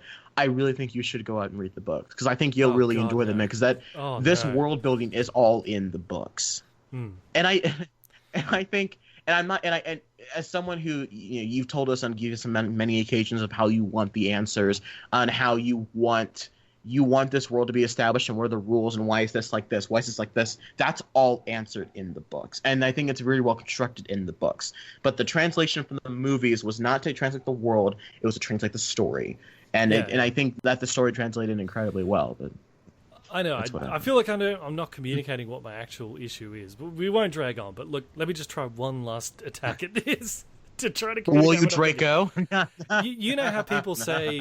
Sorry, I made it. You know the criticism people have of like the Indiana Jones stories? Where they say, oh, Indiana Jones... how Indiana Jones is immortal? No, they say that Indiana Jones in the end doesn't really affect the outcome because they like open the Ark of the Covenant and that kills all the Nazis. Doesn't... even if Indiana Jones was in that movie or not, the Nazis would still get the Ark, go to the island, open it, and die. So it didn't really affect anything. And I think there's like a similar argument to be made for like all the rules of this universe that are set up in this way. I don't know. Do you get what I'm saying? I feel like I'm not communicating it properly. I get what you're saying. I still think that's because from the get-go, the story happens because Voldemort decides to go to not Privet Drive, goes to Godric's Hollow and kill Harry and his family. But the magic that Lily Potter gives, the love magic, if you will, it keeps Harry safe, and that's how the Horcrux is more or less created.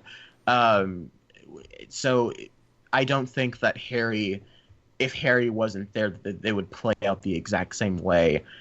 Essentially, no. There is a theory out there that Neville could have easily happened to Neville, but at the same time, Wormtail, Peter Pettigrew, was not as close with Neville's parents as he was with Sirius and James, and so obviously Wormtail would sell out James and Lily Potter because that's who he was close with. I get that. Everything that happened when he's a kid and the love of his mother protected him and all that. I understand that. But my issue with that is once you do that, once you've set up those rules, you've now created a situation where it's pretty much a foregone conclusion that Harry's going to win no matter what. And I just don't find that particularly interesting in a story. That's basically just what I'm trying to say. Okay, I do think that's a shame that you. I don't want to sound as I just like heroes that actually affect but I think it's a shame that not heroes that have built-in rules in the universe guaranteeing their success. I do think Harry Potter is in many ways a surrogate character, and where young audiences can project themselves onto this character as he grows up through life, as he grows up through his childhood. But at the same time, I don't think that makes him any less of a weak protagonist. I think that. You can look at someone like Luke Skywalker as while he may do more in the context of the story, perhaps, and while he may not rely on the rest of the world around him as much as Harry Potter does, I do think that both are equal in their personality in that, they each go through their period of being whiny little female dogs and eventually come out the other end rather stoic and hero-like, and eventually you end up saving the day and defeating evil. And I only use the Star Wars connection because I think that the hero's journey is so applicable to both. I don't know. I don't see how you can not like the Harry Potter story and respect the Luke Skywalker story. Well, I don't see, because I think the two are far more intertwined than you may think. Yeah, but all right, look, like. Let me give you a different example. Like in Lord of the Rings. Trilbee, are you there? I can't hear you. No. I'm just thinking, why did they gloss over the death of Mad Eye Moody? Yeah. If we want to keep let's talk about real issues here, boys. The deaths were really just like this was in a book all about death. They really did not focus on death. Let me just finish this last thing, okay? In Lord of the Rings, the device by which you defeat Saruman is you throw the ring into the lake of fire. Great, I can get behind that. But if they threw in like a storyline into Lord of the Rings where there's some magical protection on Frodo so he can't be killed at all when he's going up to that's not interesting, but it seems like Harry Potter kind of had that. You see what I'm saying? I don't know. Let's move on. I think that's my complaint. I think you're entitled to your opinion. I think you're completely entitled to your opinion of thinking that a character who has to die to go back and save the day is uninteresting. I think that's your opinion. I think that's a really compelling idea in the story to go, oh, he has to literally die to save the day, and he gets to come back because he's willing to make that sacrifice. I think that's really worth living for. Exactly. Yeah. I think that's really. I think that's really Harry great, Potter was essentially playing a video game on cheat mode because he couldn't really be killed. Bandit, right? I'm gonna let you. I'm not sure if you can hear this, but I don't know if you can hear this too, Trilbee. Bandit, you're like faint and Optimus Prime. He's Optimus Prime. Yeah, he's very faint. I can barely hear him. But and are either of you on the internet right now? I am on the internet Skyping. Okay, that's all. Okay, because usually when we turn the Wi-Fi off on I'm sorry, my iPad. Maybe that was downloading stuff or something. I don't know. All right, cool. All right, Ron gets sidelined again in part 1. Poor old Ron. He's always getting sidelined when they go through like the teleporting and he gets splinched or whatever. So he's sort of sidelined for a while. That happens a lot in movies. I ship. Yeah, he does. It happens to him a couple times. Well, in the second movie, it's Hermione that gets taken out, doesn't it? That's right. Yeah. I do ship Ron, Harry and Hermione. Those two. They have a certain. I think it's their dance. The dance in the tent. Loved that. Really appreciated that. It's awkward, but it's perfect. Yeah, I don't know. If we want to go back to Deathly Hallows Part 1, I think people always talk about how Prisoner of Azkaban's their favorite, Deathly Hallows Part 2 may be their favorites. Some people even Goblet of Fire is their favorite. But to me, like, Deathly Hallows Part 1, it just has that rawness, if you will. And especially that chase scene in the forest where the Snatchers are going after them.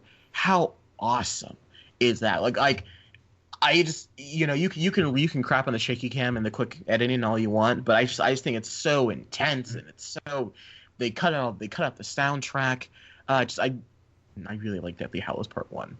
It's really cool. Yeah, there's not many people who think who consider that their favorite, but it definitely works on its own merits. And it's completely out of step with the rest of the franchise by design. It's intentionally like that. It's intentionally made to be this slow-paced, methodical, almost like dreadful installment. Yeah. Yeah, and it could never be like that if Deathly Hallows was one film. And I think Deathly Hallows is the only example to date where it has worked as a two-part film. Exactly. I as much as I love the Hobbit films, or at least the first two, that did not. It didn't make the wisest move in making that short book 3 films. I'll tell you what. If we're talking about the Hobbit, you cut out like the first. You cut out everything with like the goblins. And like this, and then and just leave that bit at the end with the not the dwarves, the orcs, and the Hobbit, and you kind of combine that and make a 3-hour film with that and Desolation of Smaug. That is a perfect Middle-earth movie, I guarantee you. Because Desolation of Smaug is really cool. But back to Harry Potter, can we talk about the Snape bit, the Snape memories bit, and why talking about emotional scenes? Yeah. I remember being in the theater, 11 years old, bawling my eyes out because. I was a mess. Like I was crying up until Harry was talking to Dumbledore, which is a really long time to be crying my eyes out. That's like a 20-minute stretch, but it's still like everything from like that. I think one thing that makes that sequence with Snape and like the flashback montage is Alexander Desplat's music. I think he is it's a next to John Williams. Nicholas Hooper from Half-Blood Prince. It's the Dumbledore Farewell soundtrack. Oh, okay. That bit, I'm talking about the climactic ending where, it's the Dumbledore's death music is what you hear when he's like, expecto patronum, incensum patronus. But sorry, keep going, Trilbee. Yeah. Well, I think Alexander Desplat's music, he's such a fantastic composer for this franchise, and I'm a bit disappointed he didn't come back for Fantastic Beasts, even though that composer did a really good job. But the music when the courtyard, when they're racing through the courtyard and everything around them is in ruins, and there's even that girl who had a crush on Ron in Order of the Phoenix or Half-Blood. Yeah. It's one of those two, and she's been killed by vampires. And you see her, bloody Fenrir Greatback, bloody like bitter throat out. Like that's exactly. How about Lily's theme from the opening scene? Like that's it's amazing. And possibly the moment that makes me personally bawl my eyes out is the scene when the Resurrection Stone opens, and I think that scene is absolute perfection. I think it's possibly sorry. That's what I open at the close. Oh yes.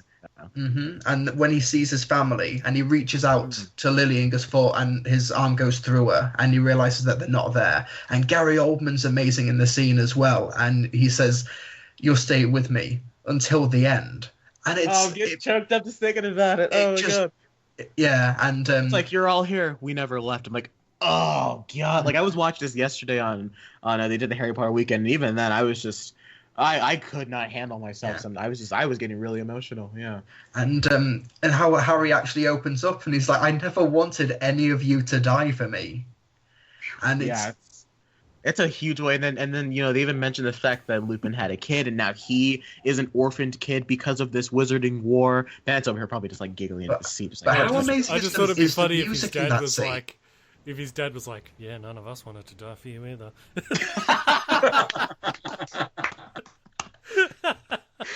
Now go sacrifice yourself, Harry. But, listen to the music. I didn't want him to die for us. It's like, no kidding. Yeah, well, it'd been nice to mention 16 years ago. Oh man. Listen to the music from that scene. The track is called "The Resurrection Stone," and it's just a wonderful piece of music. And also just the shrill strings music when he's going to his death in front of Voldemort, and the quiet before he kills him. The sound design and the music is just in perfect harmony for that 10-minute stretch. The track called, I think it's called Procession or something like that, where they're walking Harry's body back to Hogwarts, and it's just Hagrid. They make Hagrid carry the body, and the music's just this building. It's just Hogwarts just decimated. It really gives that sense of, what are we going to do? But luckily we know that he's alive. But if you didn't realize Harry Potter was alive, then you were just a mess, and you're. But let's go ahead and go back. Comes forward. Oh man, grabs the sword, Gryffindor out of the sword hat. Yeah. Oh man, and then from that point on, from that point to the end, and Voldemort and Harry rolls out, just Actually, can I see talk about Bandit? that moment? I'm sorry, you can't feel this way about this. This is us enjoying a film. This is us enjoying a film. Yeah. Yeah, but on that moment with Neville, where he grabs the sword, and it's in that moment, right? When Voldemort's like, "Does anybody want to join me?" And Neville sort of comes forward and he's got the sword, and he's sort of talking to Voldemort a bit, and I'm like, he's playing along because he wants to get in close, and he's going to cut that snake's head off with the sword when he gets in close enough. So I'm like, yes, Neville, do it, get in there. But then he's like, "We will never surrender," and he draws the sword and just waits to get shot, and I'm like, what are you doing? Come on. I was like, what? He's still Neville Longbottom. Or I thought he's gonna get in close and then try to stab Voldemort. He's still Neville Longbottom. No, he just. Oh, come on. Did you think how that great the first is it time when you saw Neville it? gets that snake though? No, because the snake's next to Voldemort. I didn't think he was gonna, because he's walking towards him. I did read the book, but I do think that that moment of him pulling the sword out, I think that was him trying to get the rest of the group riled up, as if to say, that kind of the for Frodo moment, you know what I'm saying? Where he's he pulls the sword, he's like, "It's not over." But then when Harry rolls out, then that changes the kind of dynamic of the entire scene of because Voldemort, the reason Voldemort doesn't kill him right away is because Voldemort's feeling happy right now. He's like, "Hey man, I just killed Harry Potter, took down Hogwarts." Feeling very confident. Yeah.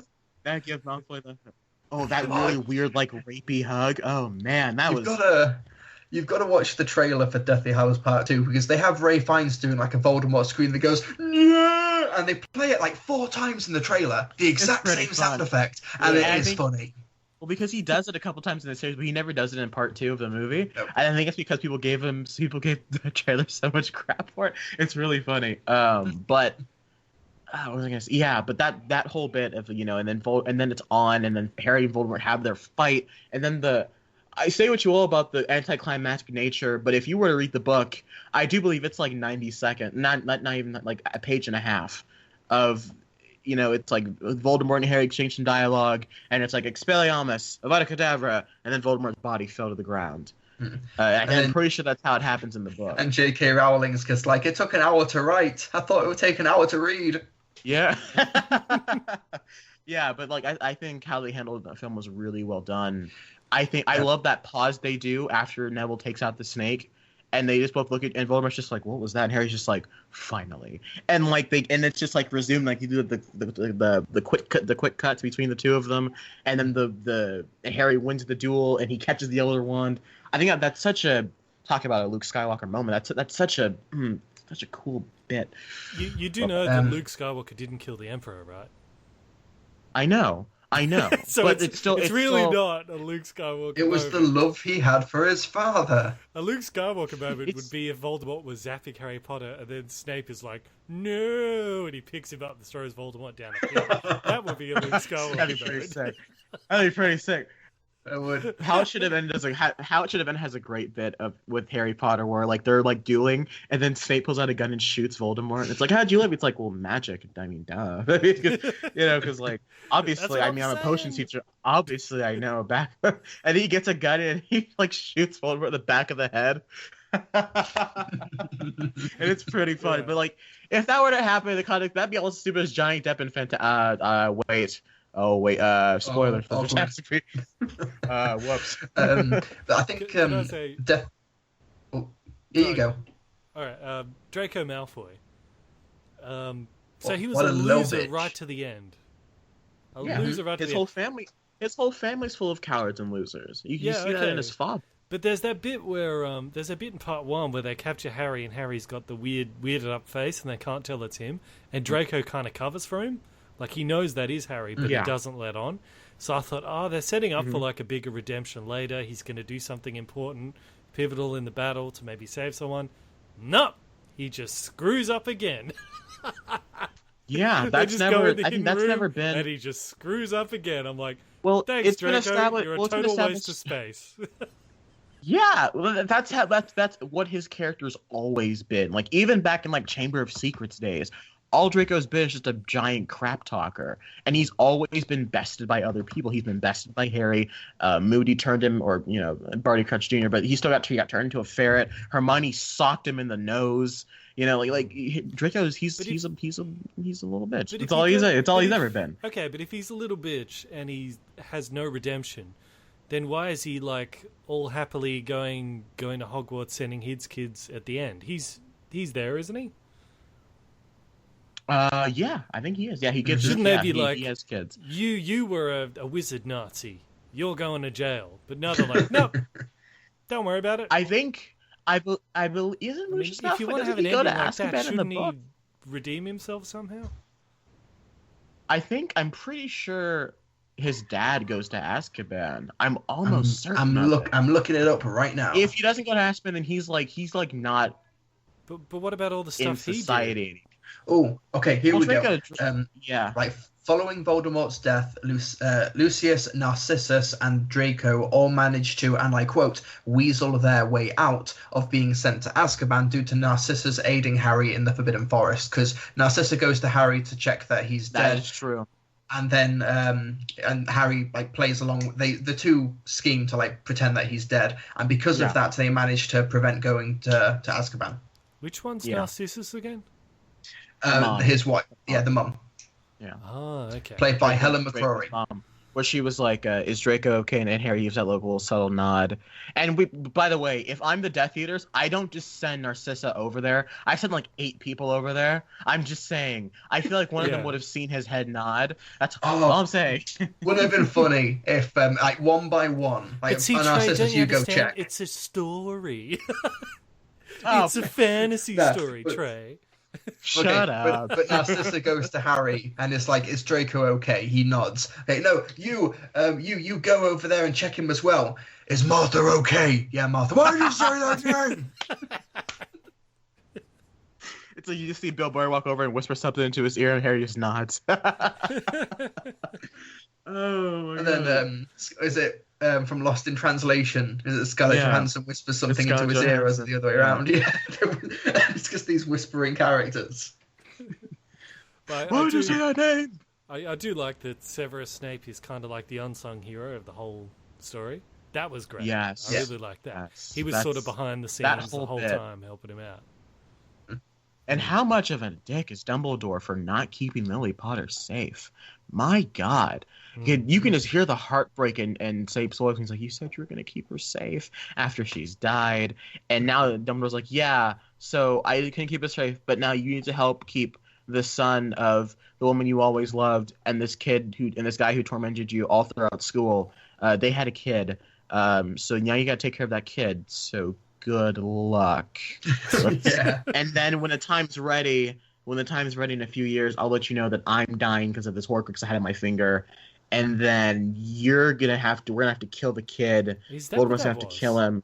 So that's essentially. Is that what that was? He had a ring. He had a ring.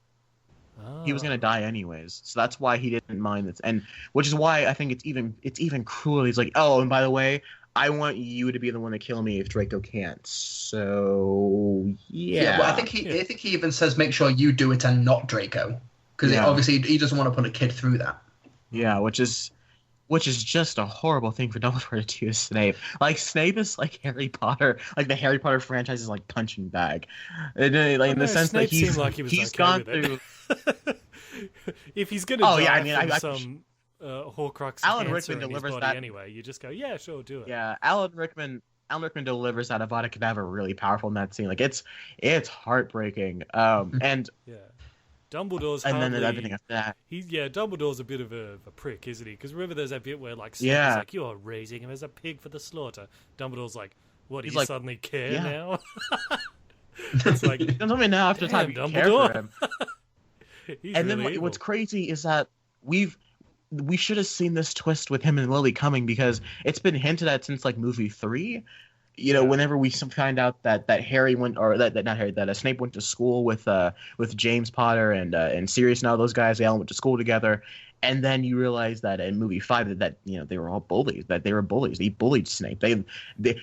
James Potter was the Malfoy of it's like it's like Malfoy, and then Malfoy gets with Hermione. It's essentially what happened in the story, and it was like, and it's heartbreaking to know that that's what ended up happening, and it wasn't until Snape died that Malfoy got with Hermione.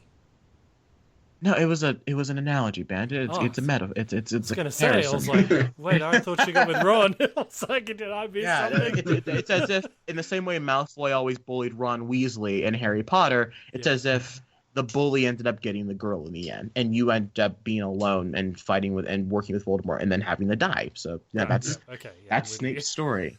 Which is the tragedy of Severus Snape, and it's really, really soul crushing. And every time I hear "take them to the Pontiff," I'm just like, oh Christ, I can't. That's like the one line that just gets me, like gets my throat going, like gets that lump in your throat, and you have to ensure that you don't break down into tears.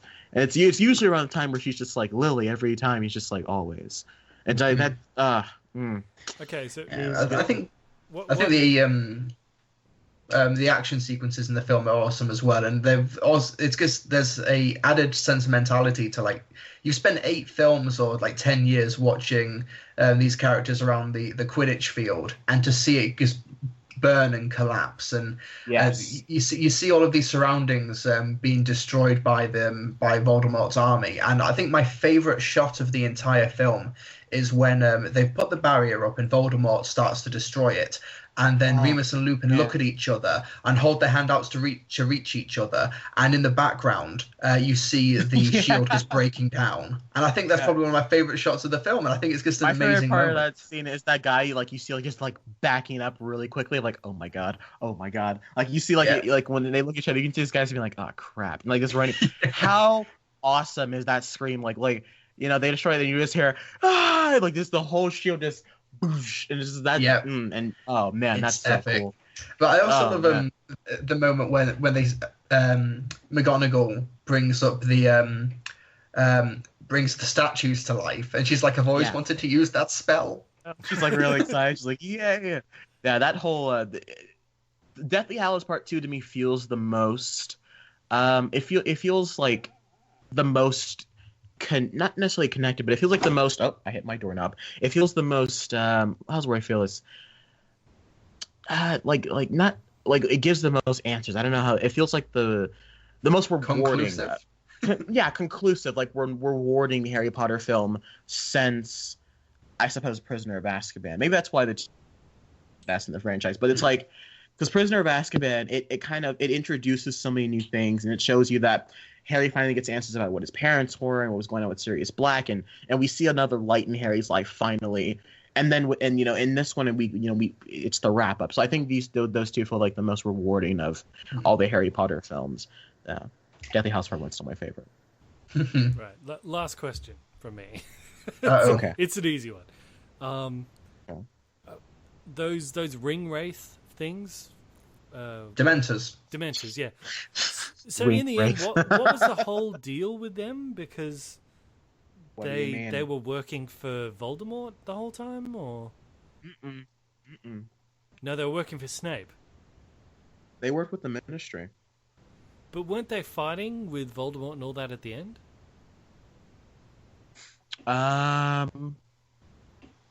Yes.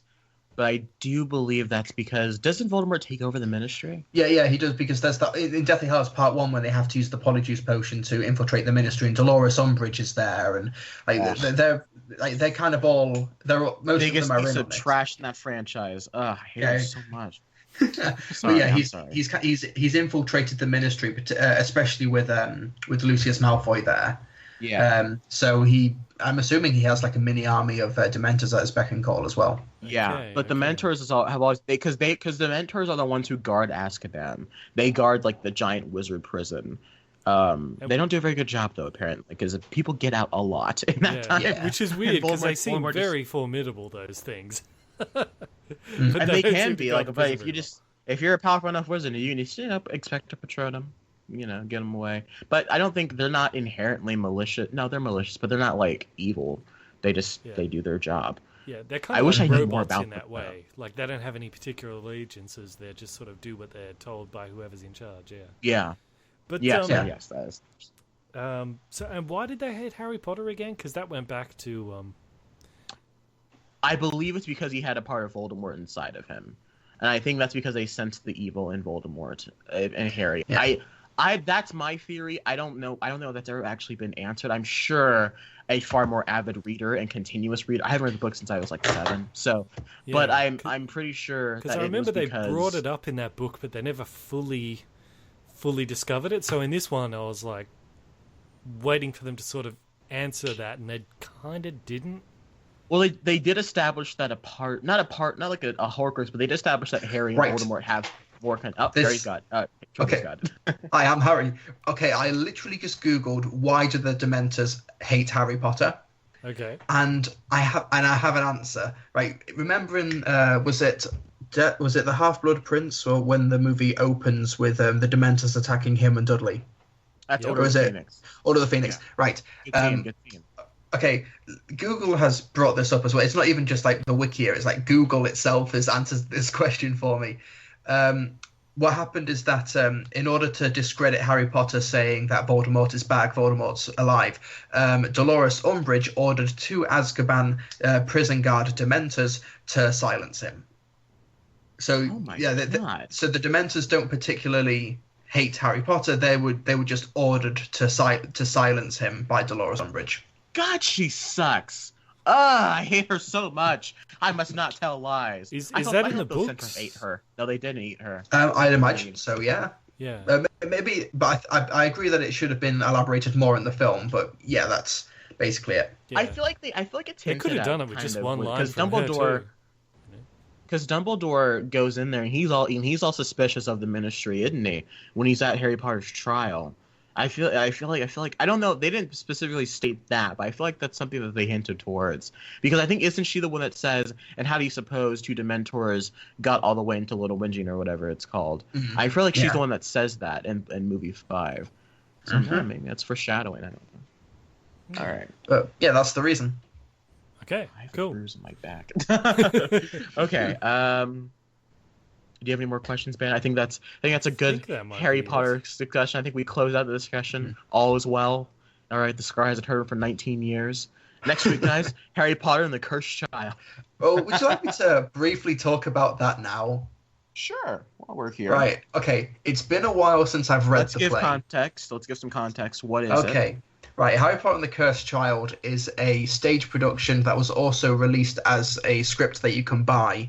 And it's a 2-part play, and it takes place in the year 2020, because the Harry Potter films and books actually take place in the 90s, and it's all about the story was by J.K. Rowling, but the script itself was written by playwright Jack Thorne, who has written stuff I've never watched or heard of before.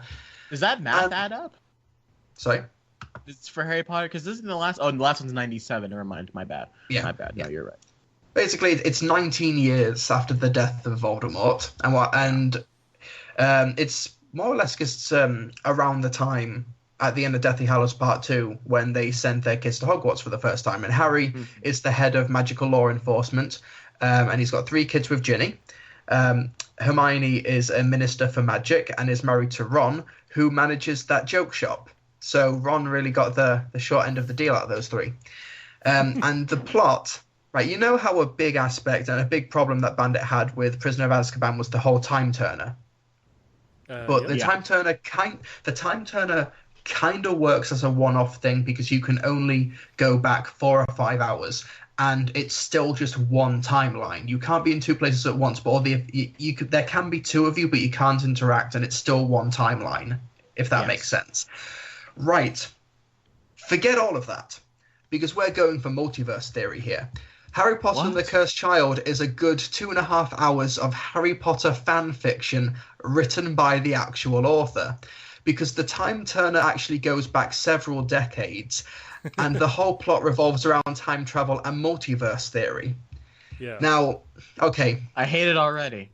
Right, I am going spoilers, but only because I have to explain some of this to you, otherwise you will refuse to believe that it's actually part of J.K. Rowling's stuff. I don't read books much anymore, Trilbee, so why don't you go on ahead? School's ruined for me. So. Right, so we've got an interesting beginning where Harry's got a son, Albus Severus. Yes. And what happens is that Albus immediately makes friends with Malfoy's son, Scorpius. So they make friends with each other, but Albus gets sorted into Slytherin, while his sister Rose is... Oh, no, not his sister, it's Ron and Hermione's daughter, Rose, is sorted into Gryffindor. So Albus is like ostracized by the family because he's the only Slytherin in the family and people hate him. And basically over the next few... The first 3 years of Hogwarts, his first 3 years, he gets skipped over in a montage where it turns out that he is just really not fitting in. He's not unable to live up to the great Harry Potter's legacy, and he starts to hate his dad because he's the boy who lived. He did all these amazing things, and he's just a boy, and he kind of sucks. So what they do, and I'm not making a word of this up, Albus and Scorpius devise a plan to prove that they are better than Harry Potter. And they think, what is Harry Potter's greatest failure? Oh, the death of Cedric Diggory, I guess. And we're going to prevent him from dying. And somehow that's just going to make Dobby's death was pretty rough. Yeah, but Dobby's death was pretty rough. Somehow preventing the death of Cedric Diggory at the hands of Voldemort is going to prevent Harry from being awesome, and will make it whatever. So they steal a time turner, go back multiple decades, and what they do is that they prevent Cedric from dying by humiliating him in the second round of the Triwizard Tournament. Basically, it's the underwater challenge. They force him to float to the surface, and he's humiliated. And what happens is, because of his humiliation, he becomes a Death Eater, kills Neville Longbottom, and because Neville never killed Nagini at the Battle of Hogwarts, Voldemort is still alive, everyone is dead, and now Hogwarts is converted to a school for dark magic, and there is a day called Voldemort Day, and Dolores Umbridge is the headmistress of Hogwarts. And they decide, basically there's 100 minutes of the play is dedicated to going back and forth, trying to fix the timeline. And then the play ends with, it turns out Voldemort had a daughter with Bellatrix for some reason, who is a not obvious, completely obvious red herring villain. And then it turns out that we've got to make sure that Cedric Diggory does die, and for some reason Harry's going to come back and force them to watch the death of his parents. And then the play ends and nothing has really been learned. My brain was still stuck on the whole thing of Voldemort having a kid, and I'd be like, I can imagine him being like, I'm a snake in many ways. You know, something like that.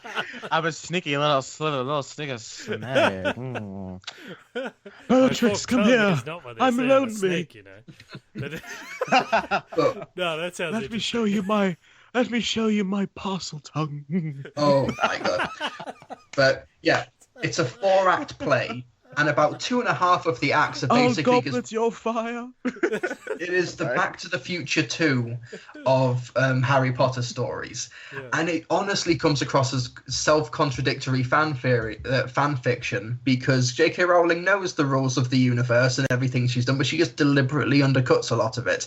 Yeah. And there's constant throwbacks. Probably the best part of the play, at least from the script, is when... to your Chamber of Secrets! Damn it, you! Probably the best. I have an idea of where to hide another horse crutch. There we go.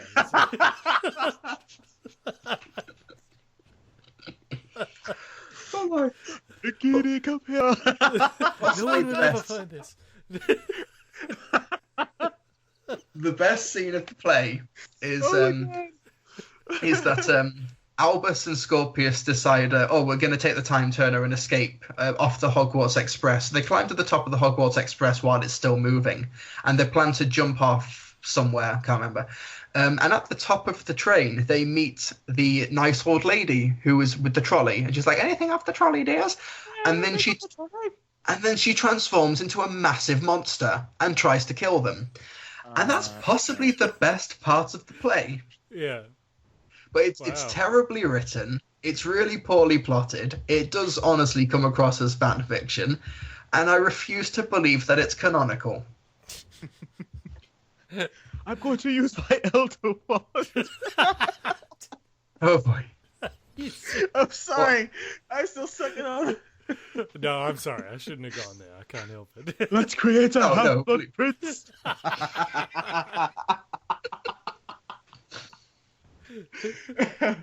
You won't expect all this, Patronus. There we go. And then... Oh my god. Then Volder your cadaver. And Voldemort's finishing noise is...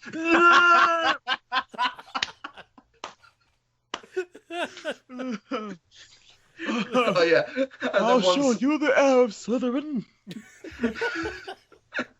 Come here, Bellatrix. Harry Potter is dead, but I'm very much alive. Oh god. Oh my god. So yeah, wow, the cursed. I'm sorry. Okay. Oh man. I do not recommend Harry Potter and the... Maybe it looks I think it shows how little I stage. care about that story and how I gave up on that story like halfway into it. Well, hey, Trey. I started thinking about Voldemort's sex puns. Well, if the cursed child is a fan fiction, I think you and I have just thought of another one. Let's make a fan fiction of that. That's. Oh my god.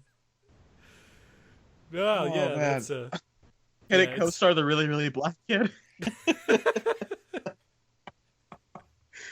You there, Sir Bem. Come here, I have an idea. Someone go get Severus. So yeah, I mean, Cursed Child, cool. And that's yeah, a play. I do not. Yeah, maybe it looks great on the stage as a big spectacle piece, but as a story, it's a complete wash. It's pants. It is pants. Well, it has got my pants of approval. So, in summary, I guess, to wrap up our whole Harry Potter thing, yes, Deathly Hallows, I suppose, good movie in the end. It's a bit like, I guess in the end, it's a bit like watching someone play a video game with the cheats on, where you're like, yeah, you're playing, but you're not going to lose anyway, so I guess it's interesting to watch. But, yeah, great. Now we don't need to talk about Harry Potter anymore. Good. Yeah, we're going to Harry Potter for a while. Now, next week. For 2 years. Phantom Menace, next week. No, that's the Star Wars holiday special next week. Shut up, Trilbee. We're doing Phantom Menace. We should also do a Ghost in the Shell episode when that comes out. We should watch the anime. Good luck. It's on YouTube. Yeah, I mean, people want us to watch anime. It's not. Shh, don't tell me. Don't tell YouTube that. They'll strike us down for hate speech. Uh-oh. Okay. Hate speech. So that, I guess that closes our Harry Potter discussion. I think this has been a 12-week discussion. I do believe I did my math right. Yeah. I think we started in episode 47. Yeah. So, yeah, I don't know. I honestly don't know where to go from here. I'm kind of sad that it's over. All is well. Our stars and for the next years. Hey, what is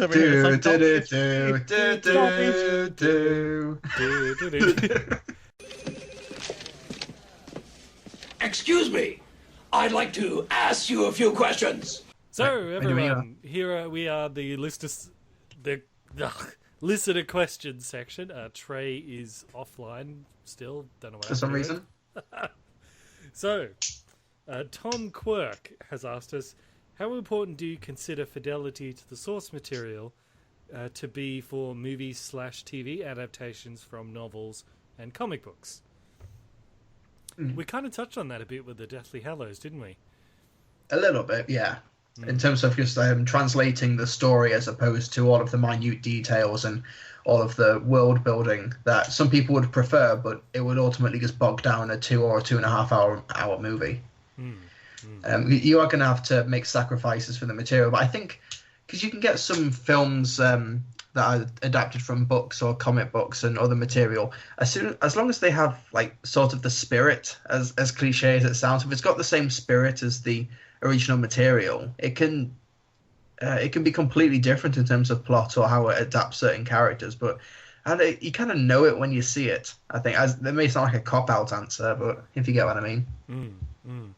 Well, to use, yeah, I mean, they're still, obviously they're very different mediums, because like a book can get you like inside the mind and under the skin of a character way more than a movie can, because you can literally go inside the character's mind and know what they're thinking. You can't really do that in movies unless you have a voiceover, but then you can't like pause a movie for 5 minutes as you have like 5 minutes of voiceover going on.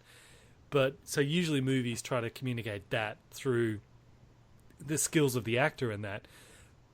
So I think if they're able to substitute the internal monologues for the good acting and communicating it in non-verbal ways, then you can cut a lot of that stuff out of books. So I got no problem when they do that. And not all books, like movies still tend to follow the 3-act structure. Books don't really do that. Books are way too long for that. Like if you ever listen to an audio book, they're like 6-7 hours long, and you can't have a movie that big. Yeah, it also depends on some books are more suited to adaptation to film than others. Like they're not all created equal.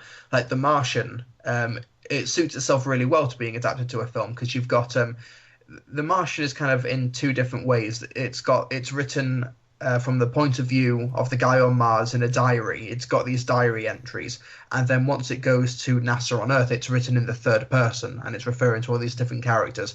So it's kind of easy to make the jump to making that into a screenplay. Whereas with something like, say, 50 Shades of Grey or or like Twilight, the characters are such blank slates that they are so obviously meant to be interpreted by the reader, because reading's a very intimate experience. It's a very one-on-one thing, whereas with movies, you can engage it with a group of people.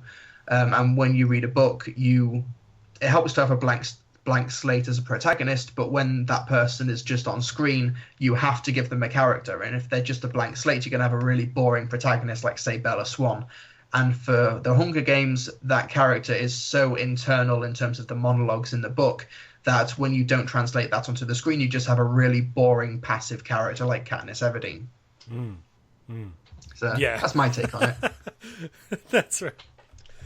Question here from Shazib Ali, regular to the show.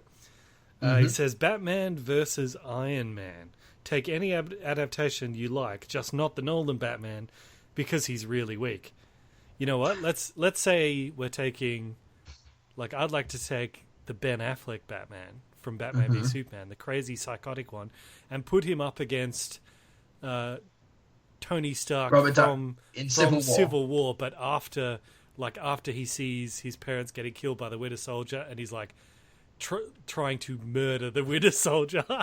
Let's say that this is about for the death. More crazy, Ben Affleck's craziness versus Tony Stark just being like, "I'm going to shoot a rocket in your face because you killed my mom." Who do you reckon will win? Well, I think the only reason Iron Man lost that fight against Captain America was because Bucky caught him off guard and grabbed him by the leg. Like, he would have won that fight because he was able to analyze his fight pattern and counterattack. So I think if he used that same tactic, he might win, because Batman's got a lot of stealthy gadgets like the smoke bombs and the grappling hook. But when you've got a hood on your helmet and you're able to analyze and look through smoke and stuff, that doesn't really count for as much. So I think that Batman will put up one hell of a fight, but I think all Iron Man needs to do is get him one good punch.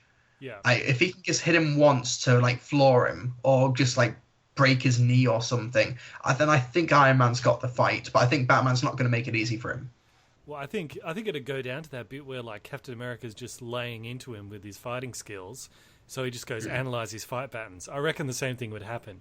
Batman obviously would beat up Tony Stark in terms of fighting skills, but he'd just go analyze his fight patterns. So I guess it would come down to, does the firepower in Iron Man's suit, is that enough to overcome all of Batman's gadgets? And I think it probably would. Missile. Well, does Batman have anything in his utility belt? Or, like, does he have anything that could possibly, like, break through Tony's armor? Well, because he doesn't have the exploding batarangs. He could, like, throw that into the arc reactor in his chest and have it explode. I mean, that's kind of how Captain America takes him out in the end, isn't it? He shoves the shield. Yeah, he's got a vibranium shield, an unbreakable shield. You might need more than an explosion to do it. Oh yeah, that's right. Because he does have multiple cars land on top of him in that same movie, and he's kind of okay. Yeah, you know. I still think I'd give it to Iron Man, but I think it might be a lot closer than I give it credit for. Would he be wearing his Batman? Would he be wearing his normal when he's fighting Doomsday? Would he be wearing that outfit, or would he be wearing his Superman battle armor? Well, that's what I was going to say. I was like, if he's in his battle armor, I think he'd win, because it'd just come. Yeah, I think so. Oh, let's just say for the sake of fighting skills, and he'd come down to analyze fight patterns. Yeah. Well, let's just say for just sake of argument that neither have had any prep time. Like, Batman is unable to set those traps like he did against Superman, like those weird sound waves and those machine guns in the floor. He's got none of that. They just are put together. They've had no preparation, and they fight at it. Because I think because like Batman can. Like, it's so ridiculous that he can defeat every member of the Justice League, providing he has enough time to prepare. And I think if we give Batman lots of time, really. If we give Batman time to prepare, then we have to give Tony Stark the same amount of time. Yeah, and Tony's that's the thing. Like, everyone goes, "Oh, Batman needs prep time," but Tony kind of like thinks on his feet. That's kind of his whole thing. Yeah. And you know, the thing is, if Batman, like, if they're not prepared and he's just in his normal suit, he's in a lot of trouble because he's outgunned in the Iron Man suit Also, if you can't take him on through his fighting skills because of analyzed fight pattern, he'll go, I'm getting out of here, grappling hook away. Oh no, this guy can fly. So he's really in trouble. Yeah, I don't but think bear in mind would that... win, actually, yeah. Well, but bear in mind that if Batman loses his suit, he's still a really powerful fighter. He can still box and fight and kung fu and everything. Whereas Tony Stark, he loses the suit, he's he can't really throw a punch in against Bruce Wayne. So I think this is smarter people than us need to figure this out. I think this needs to be put to science. It'd probably come down to whether Tony Stark's mom was named Martha. Yeah.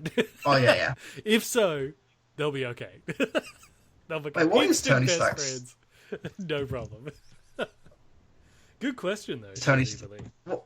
What is Tony Stark's mother's name? Maria. Oh, that's it's Maria Stark. Yeah. That's close to Martha, That's pretty though. close, yeah. He could say Maria, and Batman he's just been punched in the face by Iron Man. His ears are ringing. He's like, "Is it just you said Martha? What? Why did you say that name?" I said Maria. But if he's Like losing West the Side fight, Story. Tony Stark could just be like, "What?"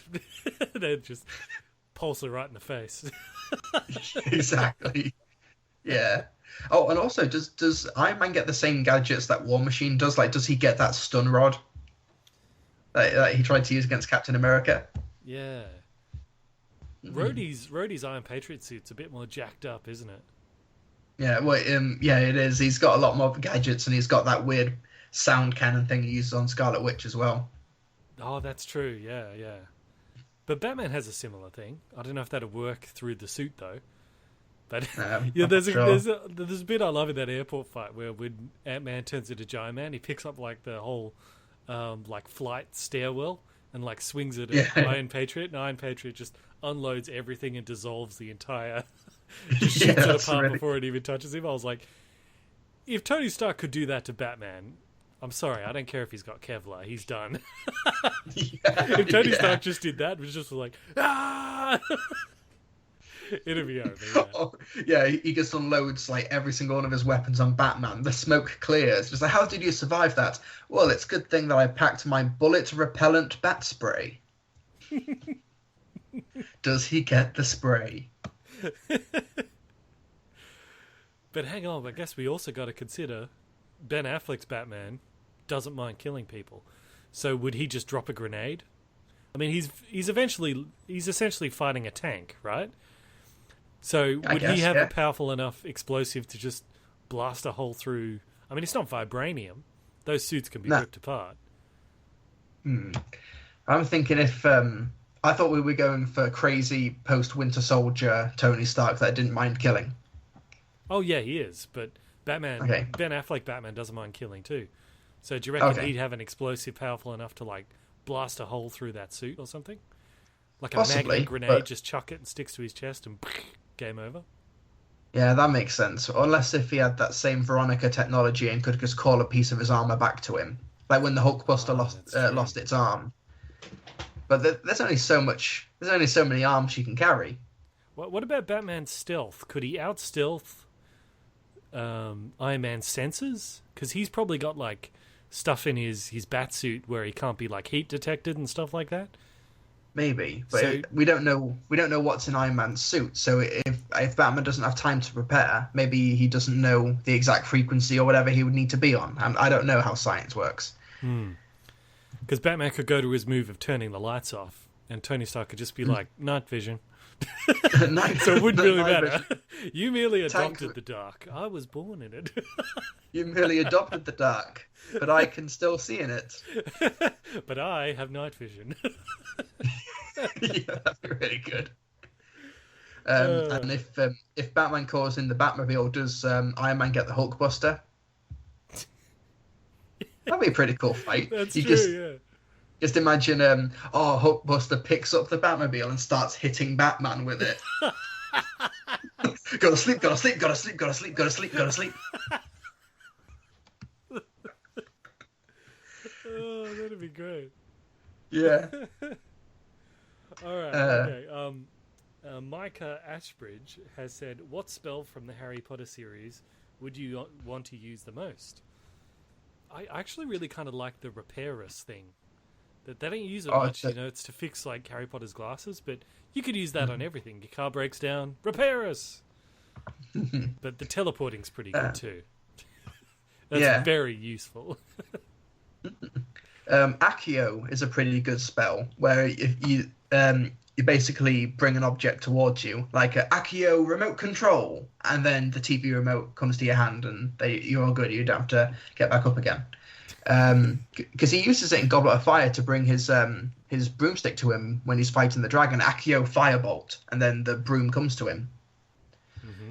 So that'd be a good one. I'm just currently looking up a list of all of the spells. Oh, I think Trey's back. You there, Trey? Hi, Trey. Good lord. What happened to you? You disappeared. Yeah, all right. So funny story. Okay, so I'm talking. I think we're having a conversation.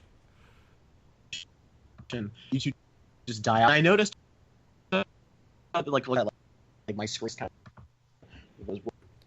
of. Your Optimus priming really bad. Yep, I didn't hear any of that. Yeah, Trey, it's not working. Uh-oh. Hang up, and try calling again. We'll keep going with the question. What about the love potion? That's not really a spell, is it? Oh yeah, I was going to say, we're going for potions or spells. Yeah, let's say both. Why not? Okay. What about that potion that makes you really, really lucky? Actually, that's good. That's all you would need, really, isn't it? This piece of shit computer. Sorry, pardon my French. You're back now. I'm back. We can hear you perfectly fine now. Right, Trey. Did you not hear me before? No, it was Optimus priming. Trey, you've got 10 seconds to explain who would win in a fight. Batman from Batman v Superman or Iron Man from Civil War? After we're talking about the Iron Man after he realizes that Winter Soldier killed his parents, so he just goes nuts and he's like, I'm going to shoot you in the face. Definitely Iron Man, easily, because of one word. All he's got to do is be like, "Oh, what would Martha think?" And then suddenly Batman's like, "What do you mean?" And then Iron Man can get that thing that he did with the terrorist in Iron Man 1, the little targeting system, and aim one at Batman's mouth, and then Batman's dead. So yeah. And we figured, like, he's got more firepower in the suit. So even if Batman does have superior fighting skills, he can just do what he did with Captain America, where he's like analyze his fight patterns. So we reckon Batman's done. Mm-hmm. And like people can like, well, Batman has an EMP. I'm like, yeah, I guess, but even then, like, I'm sure that Iron Man has got some like there's got to be some counter to that, because that would just be too easy. Even then, he still has that he still has like weapons. Like he can call in more suits. Like he's just Iron Man has way too much tech. Yeah. Even if Batman happens to be in his Superman battle armor, Iron Man can just go Hulkbuster suit. Oh my god! Yes.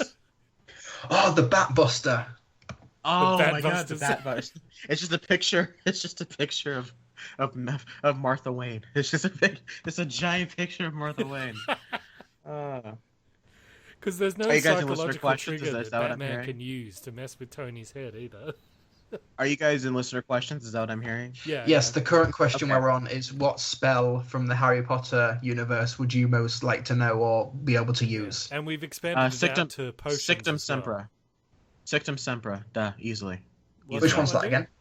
That's the one that can maim people. Yeah. Really? That's it? That's the one. That's the one that Harry uses on Malfoy in the toilet. Yeah, I've always wanted to use that spell. Trilbee said if you can have the potion of luck, that's really all you need. Just drink that all the time. Yeah, I guess. But you know what? Can it be like abilities too? Because I'd love to disapparate places. That sounds like it'd be a fun time. Yeah. I'd actually. I'm down for. I'd probably go with the teleportation one. That'd be the most useful, I reckon. That's what disapparating is. Yep. Yeah. That's right. Yeah. I like how Trey, you went for the one that maims and you can drop people into a pit of sharks and then just teleport away again. So it's essentially the same as, like, maiming someone or whatever. Yeah. And I just went for Accio remote control, so I guess Accio would be really useful too. Yeah, but you went for the one that maimed and killed people, so that says more about you. I mean, Sictum Sempra doesn't necessarily kill anybody. I didn't say Avada Kedavra, even though that's the one everyone would choose, obviously. Obviously. Actually, just give me a broom. Just give me a Nimbus 2000 or a Firebolt, and I'll be fine. Give me the car. The Weasley's car that can turn invisible and fly. I feel like there'll still be spiders on it. I'm okay. I'm good. If you're looking to start a business, you just manufacture Love Potion. That'd sell. Everyone would want that. You know what? I solved this. The one that lets me conjure food.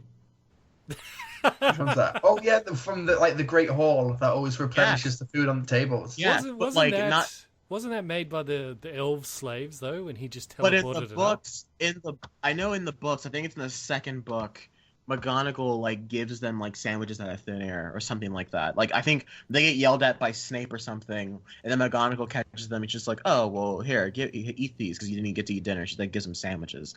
So unless she stole somebody's sandwich, I can imagine they can still get food out of thin air. Is there actually a character called McGonagall? Because that's the Simpsons parody of MacGyver. Go, McGarnagle. Yeah. J.K. Rowling was just probably watching The Simpsons and saw that and was yeah, I'll use that. Professor McGonagall, where have you? I keep knocking over my pop filter. Where have you been, Bandit? She's been she's the second character we meet. She's Maggie Smith. McGonagall. She's the first. I don't remember that. She's the blacked lady. it out, What do okay? you want about? Oh, yeah. He's You know happy what to be Bandit's over done? Harry Potter. You know what Bandit's done is that as soon as we stopped talking about Harry Potter, he took a wand to his head, poured out all of the memories of Harry Potter, and put them in his weird potion of hate. His sister's over here. He's like, take my tears. Take the pencil. Take my tears. I like that tweet you tweeted at me too, man. Okay. I don't have access to listener questions because I don't have a phone, and I don't even go on the internet. Seb Petey said, "What do you think should have been? What movie do you think should have been a different genre?" Well, Batman v Superman should have been a different genre. It should have been a comic book movie. It was still a comic book movie. Not really. But anyway, I would have liked to have that seen... was just kind of me trying to be clever, but no. Yeah, I would have liked to have seen Fantastic Beasts and Where to Find Them stick to one genre. If it didn't, I wish it didn't go in two different genres. Yeah, it goes from Ghostbusters to sort of Deathly Hallows, and then like I said, it's like Philosopher's Stone and Deathly Hallows had a baby, and it's an ugly baby, and then it becomes like a buddy comedy sort of in the middle for a bit. Yeah, yeah. I'm going back to that Voldemort Bellatrix thing. I don't. That's an interesting question because I think most movies, when I think of a movie that's pretty trash, I don't necessarily think the genre should be different, but I do think maybe tonally they should, the BFG should have been a darker film. Maybe that's really? Something I thought it was already too dark. Really? BFG? Wasn't it? Well, compared to the book, it's incredibly sanitized. Yeah, they're leaving bones of children on windows, aren't they? In the book.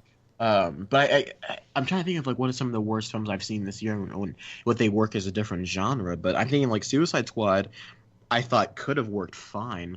They released a lot of deleted scenes, or a lot of deleted scenes came out with the Blu-ray, and they're on YouTube. Some of them are on YouTube. And one of them is a scene of Harley Quinn just talking to the entire squad, and it's really cool. One scene is really great, and it's a scene where we talked about where she pulls a gun on the Joker, and it's awesome. And I'm really sad they cut that scene. But I just think I can't think of a film where if it was a different genre, it'd be really make Transformers an animated movie. There we go. I might cheat and change 2016 from a terrible horror movie to a light-hearted comedy. A romantic comedy. This September comes 2016. Yeah. 2016. Even George R.R. Martin wouldn't put Westeros through this. Can we turn Game of Thrones into like a family friendly action comedy? Starring Rob Schneider as Jon Snow, and Adam Sandler as Tyrion Lannister. Bobbity boopity dragons. Rated PG-13. It's kind of like remember those posters where Deadpool tried to trick people into thinking it was a rom-com? Yes. Oh yes. Valentine's Day. That was great. This holiday season. Yeah. This holiday season. Let's make Rogue One this really lighthearted. Oh wait, never mind. I hope they do that again with Deadpool 2 somehow. That'd be great. No, this time make it like a super serious, like intense, like war film. Like Deadpool 2, like now it's just like it's like everyone like, it's like make fun of like how all the Logan marketing is like really like intense and sad. People are crying on the poster, and then you get in the in the movie, it's still lighthearted. It can be like go the opposite end of the spectrum. Like I'm doing my Deadpool 2 how to do it video right now, and I've just been looking at like all the different stuff about like Cable and all this, and because like Cable's a big thing of like time travel, that's his whole thing. So I thought it'd be really cool to see like Deadpool as like Bill and Ted's Excellent Adventure, but with Deadpool and Cable, where they're just like jumping through all these different time periods, just trolling everyone. If he's kind of fit with Deadpool. Universe, they could do that comic where Deadpool goes back into like the early Spider-Man comics. Yeah, I mentioned that. Yeah. Yeah. But I say in that he replaces Spider-Man, but they couldn't get the rights to Spider-Man, so they might make it he replaces Wolverine, because they kind of foreshadowed that where she takes off his hood and he's got the Hugh Jackman picture on his face. So they might do that. Yes. All right. Next question. Well, Trilbee never got to answer, did he? Oh wait, no, he said 2016 instead of year in general. Good. That is a good question, though, Mr. Petey. Good job. Starheart Fallen Star says, between the Ancient One, who's from Doctor Strange, and Dumbledore, which one do you prefer to be your mentor? Dumbledore. Dumbledore's a bit shady, though. Because if we're talking like book Dumbledore, I'll go Ancient One. But if we're talking like Richard Harris Dumbledore, I feel like that would be a pretty cool mentor. I feel like Michael Gambon would yell at me. I would drop my wallet. Why'd you drop your wallet? I'm absolutely sure. Kill me, Severus. I'm like, no, I'll go Ancient One. I know, but I really do think Dumbledore's pretty shady. I mean, just because he wears white robes doesn't make him a good guy. He does some pretty messed up stuff in those movies when you look back. A good person. He's not a bad guy. If Dumbledore's a good person. He's just his secretive nature is not one that works well with him. It's kind of the reason Order of the Phoenix happens as a whole is because Dumbledore's so bloody secretive. But yeah. Well, I mean, but here's the thing though. Like the Ancient One really did teach Doctor Strange a lot of magic stuff. Never really seemed like Dumbledore taught Harry Potter that much. Well, because Dumbledore wasn't Harry Potter's teacher, was he? Right.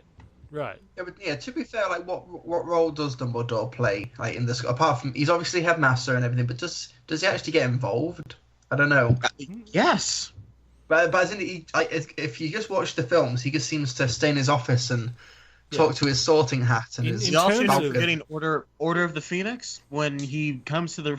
No one's gonna. No, I mean as a teacher.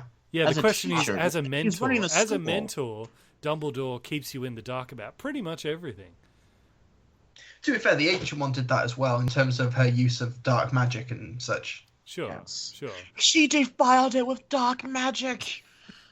Yes. No, I'd probably go with Ancient One, actually. Yeah. I feel like Dumbledore makes bad tea. I like the Ancient One's tea. I just don't trust Dumbledore. I need to know the full story of what went on with his dead sister. I mean, both die muggles and all that stuff. Both die in pretty cruel ways, like pretty brutal ways to go out. Like Ancient One, at least in the context of the film, the Ancient One she crashes. She pulls a roadie in it, but it's worse. Like she just crashes through this glass ceiling and then dies. And I think the clincher here is what treats and snacks do you get? Because with the Ancient One you get tea with like a bit of honey or something, whereas with Dumbledore you get those sweets that literally bite you. They're a wee bit sharp. Oh, and then if Dumbledore's my mentor, I get a Deluminator, which I kind of always wanted. So you know what? I'll get the Deluminator. I'll stick with Dumbledore. I think I'll be okay. You gotta take the rough with the smooth, eh? Yeah. I kind of wanted the Illuminator. I also kind of want the Elder Wand. I wouldn't pull a Harry and break it or put it back in Nodore's Tomb. I kind of would keep it for myself. I do love Radcliffe's delivery when he's talking about who the Elder One belongs to, and he's like, "Yeah, it's mine." I love his delivery. And he's just like, "Snap," and I'm like, "No, I wouldn't do that." No, Don't do that. No, that's mine now. That's definitely my wand. At least keep the two halves and don't throw them away. And, get some super glue. If I'm Ron and Hermione, I'm apparating down to that bottom of that ravine and just grabbing those two pieces and keeping them for my own. Accio Elder Wand. Thank you. I'm just saying. But that's why not Harry Potter apparently. Okay. Any more questions? Or are we gonna I've still got quite a few. Yeah. Right. Did you finish the review of the movies? Yes, we did. I did my reviewing. 12 weeks of it. 12 weeks. It has been 12 weeks. On iTunes. Okay, Matthew Jasper says, I'm currently reading William Shakespeare's Star Wars, bracket, a rescripting of the original trilogy in the style of Shakespeare's play. I didn't know that's out there, but that sounds really interesting. So the Phantom Menace. Okay, so this boring, nonsensical English going with this really classic. So the Phantom Menace. Okay, I'm glad we understand each other. Really to turn to the dark side, or not to turn to the dark side? That is the question. Trilbee? Oh my god! This is a thing. I'm reading the first few pages. Right, you know how every Shakespeare play begins with a chorus, like doing a little sonnet as a prologue? Yes. I'm going to read this. This is the Shakespeare Star Wars version of the prologue.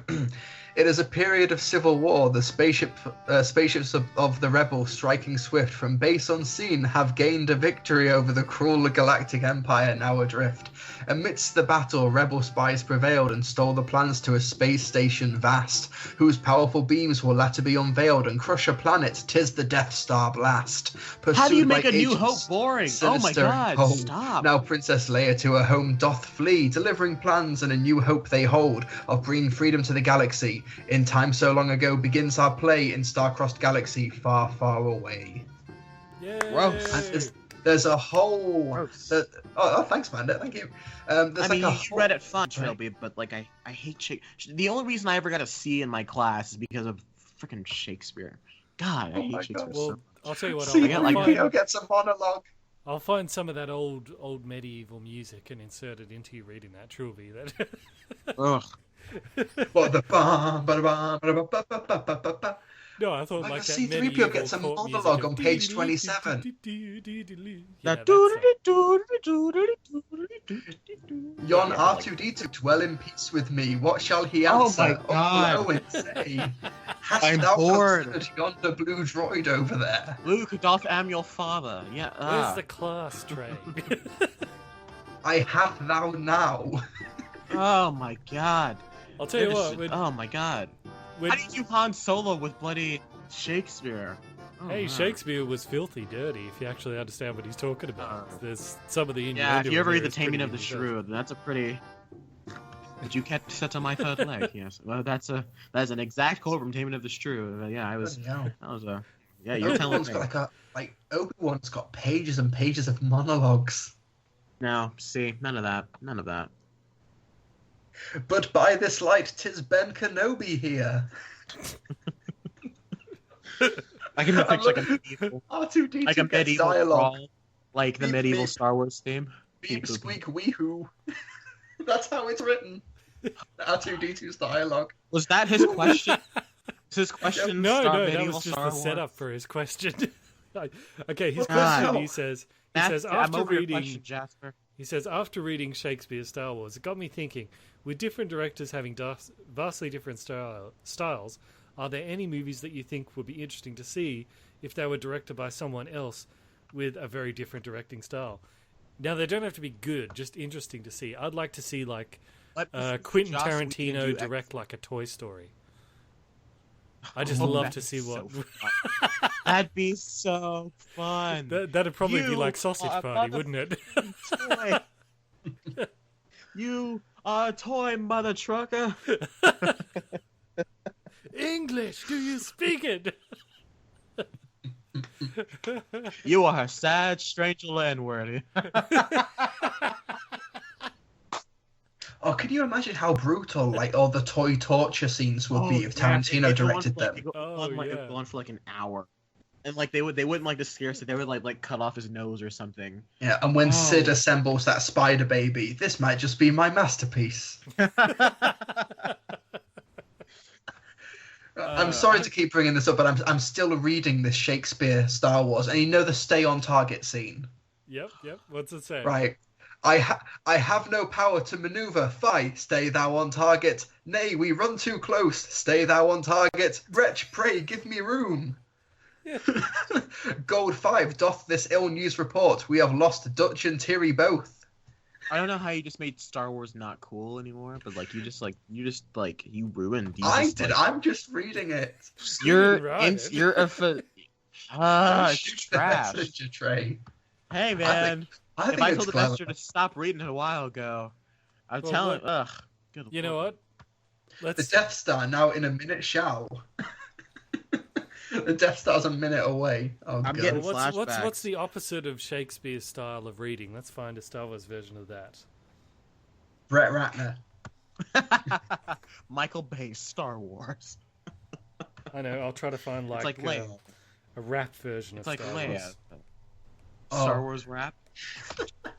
Long time ago, in a galaxy far, far away. Oh, right.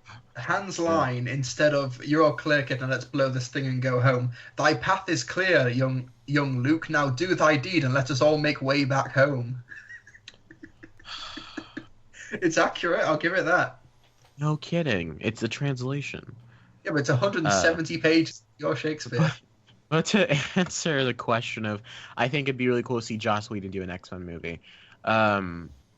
If not, just give him X-Men Apocalypse more than anything. I think he can handle that. But we're talking like vastly different styles. I don't know. Christopher Nolan's Finding Nemo sounds pretty interesting.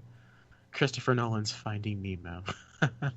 Oh God, that would be like because Dory is like the guy from Memento. Yes, that's exactly where I got that from. Like it's like Memento, but Dory. It's like I'm swimming to keep. Oh wait, no, I'm just keep swimming. Yes. I think Matthew Vaughn doing Suicide Squad would have been pretty good. Yeah, actually, I think that's perfectly. But on the other side, you see Michael Bay's Cornetto trilogy. Oh God, and you thought it was bloody and explosion filled before. Oh man. I kind of want to see Michael Bay do a zombie movie. Now that we're on the topic of it, I feel like he'd do a good job at that. To do a zombie movie, I don't know. If Zack Snyder can do it well. That would be interesting. Next question. Okay, I found an article of it said top 15 Star Wars scenes in hip hop, but it's just clickbait. There's nothing actually in there. Well, that was a waste of time. Fair enough. Oh, I was looking forward to reading some Star Wars hip hop. Bandit, would you care to read the next question? I do still have some Star Wars Shakespeare. Yes, Bandit, if you could read the next, if you could read the next question, please, that'd be greatly appreciated. You can go on ahead and read the next question. Can you find the Luke I am your father bit in Shakespeare? Oh no, they only have A New Hope. Oh, okay. Shakespeare, or at least in the one I'm reading. Thou art kid, do not get cocky-ish, or something like that. Oh, yeah, I'll find that. You take the next question, and I'll dedicate my next 5 minutes to that. Hit. Oh no, they do have. Wonderful. They do have all of the other ones in Shakespeare. Oh my God. Do they? Which one? There are 3 books. There are 6 books. It's all of the films. Oh my God, I want to hear Jar Jar and Shakespeare. talk. I'm going to find it. Take the next questions. I will be looking for this. Yeah, give was us Shakespeare called a Jar Jar Jar. I want to yes. hear that. Okay, next question. But take the next question. Okay, who's the better magical villain, Voldemort or Dormammu? Well, Dormammu was just a cloud, right? It's just a face. He was a being. He just was really blurry. But he wasn't just a cloud. We talked about this last week or 2 weeks ago. Voldemort, obviously, because Voldemort does more at this rate in time in the context of the story. I'll tell you, what about we say Voldemort versus Saruman from Lord of the Rings? Not Sauron, Saruman. You mean Saruman? Yeah. Oh, okay. Remember the guy who falls off that tower when he finally dies? Yeah, Christopher Lee. Yeah, right, okay. Lee. I found Jar Jar. Oh, let's hear it. What happens Right. Yeah, but what happens? I've not read it in its entirety, obviously. But when Jar Jar first appears, like it's Qui-Gon and Obi-Wan are in the Gungan planet, and what happens is that they're on stage. Jar Jar comes onto stage in the stage directions and sees them and hides, and he's like, "Oh, well, they think that Gungans are simple, low, and rude, so I shall play the role of the clown to stroke his pride." So he's basically pretending to be dumb in this version. Yeah, that from Nostalgia Critic. Yeah, and Jar Jar's like, I speaky, look at me, oh, moist, I so love. God, he's even more irritating with Shakespeare. See, they've bought into the Darth Jar Jar theory that he's faking it to trick them. And every so often he'll like do an aside to the audience and be like, "These men have prejudice deep in their hearts. For looking on me, they see savagery." That's that's how they've interpreted it. Is he doing that? What's that Shakespeare play with a pound of flesh? I couldn't tell you. A pound of flesh. Macbeth? No, remember the one where the Merchant of Venice. The Merchant of Venice. That's right. Where the main character is a Jew, and it's all a commentary on the prejudice against Jews. So I think maybe they're trying to turn Jar Jar into that guy. Am I not a man? If you cut me, do I not bleed? He's trying to do that. Possibly, yeah. Trilbee, is it true that you're not supposed to yell Macbeth in the theater? Sorry? Is it true that you're not supposed to yell Macbeth in the theater? I heard that somewhere. Oh yeah. You're not meant to say it in a performance space unless you're actually reading the lines. Because like I was sitting in my auditorium watching High School Musical a lot because I finally performed High School Musical, and so like the director was out talking and she spoke to me. She says, "What do you think? How do you think the show's gonna go?" And I said, "I don't know." Macbeth, and she got like really angry at me. Some people really do get angry at that. Yeah, right. I'm just looking at the Empire Strikes Back script, and I'm just finding the father moment. But are we still on that question about who's the best leader or the best sorcerer? Sorry, or was that a different question? Yeah, Dormammu or Voldemort. We said Voldemort because Voldemort stuff. Dormammu. But what about Voldemort versus Saruman from Lord of the Rings? Not the Sauron, but the dude, Christopher Lee. I think Saruman's more charismatic than Voldemort, to be honest. To be fair, he is Christopher Lee. Yeah, that's true. He's Christopher Lee. Man released a rock album at 90 years old, so I mean, it's not. I think, who's more powerful? I'm gonna go. Probably Voldemort. Probably Voldemort. Voldemort. I was gonna say I'm gonna go Voldemort because I feel like he's more fun to watch than Saruman. Saruman feels like a cranky old grandfather, if that makes any sense. Yeah. I don't know. And the only sort of magical fight he has is with Gandalf, and they just kind of like force push each other. They don't really do anything fancy. Yeah. Okay. Another question. Yes. Alex Zepp says, so all three of you rate movies differently. He says Trey likes to get specific and uses decimals when eating a movie. I think he meant to write rating a movie, but he hit the wrong button and got eating a movie. He said, but Trilbee and Bandit like to use while numbers. I think he meant whole numbers instead. I was wondering if you guys could discuss why you rate movies the way you do. Why do you use decimals, Trey? Like, do you really use weird? It's really specific. I like to imagine that all my ratings can be... It helps me formulate my top 10 list as the year goes along. And I like to think that, what were some of my 9 out of 10s? What were some of my 9.5s out of 10s?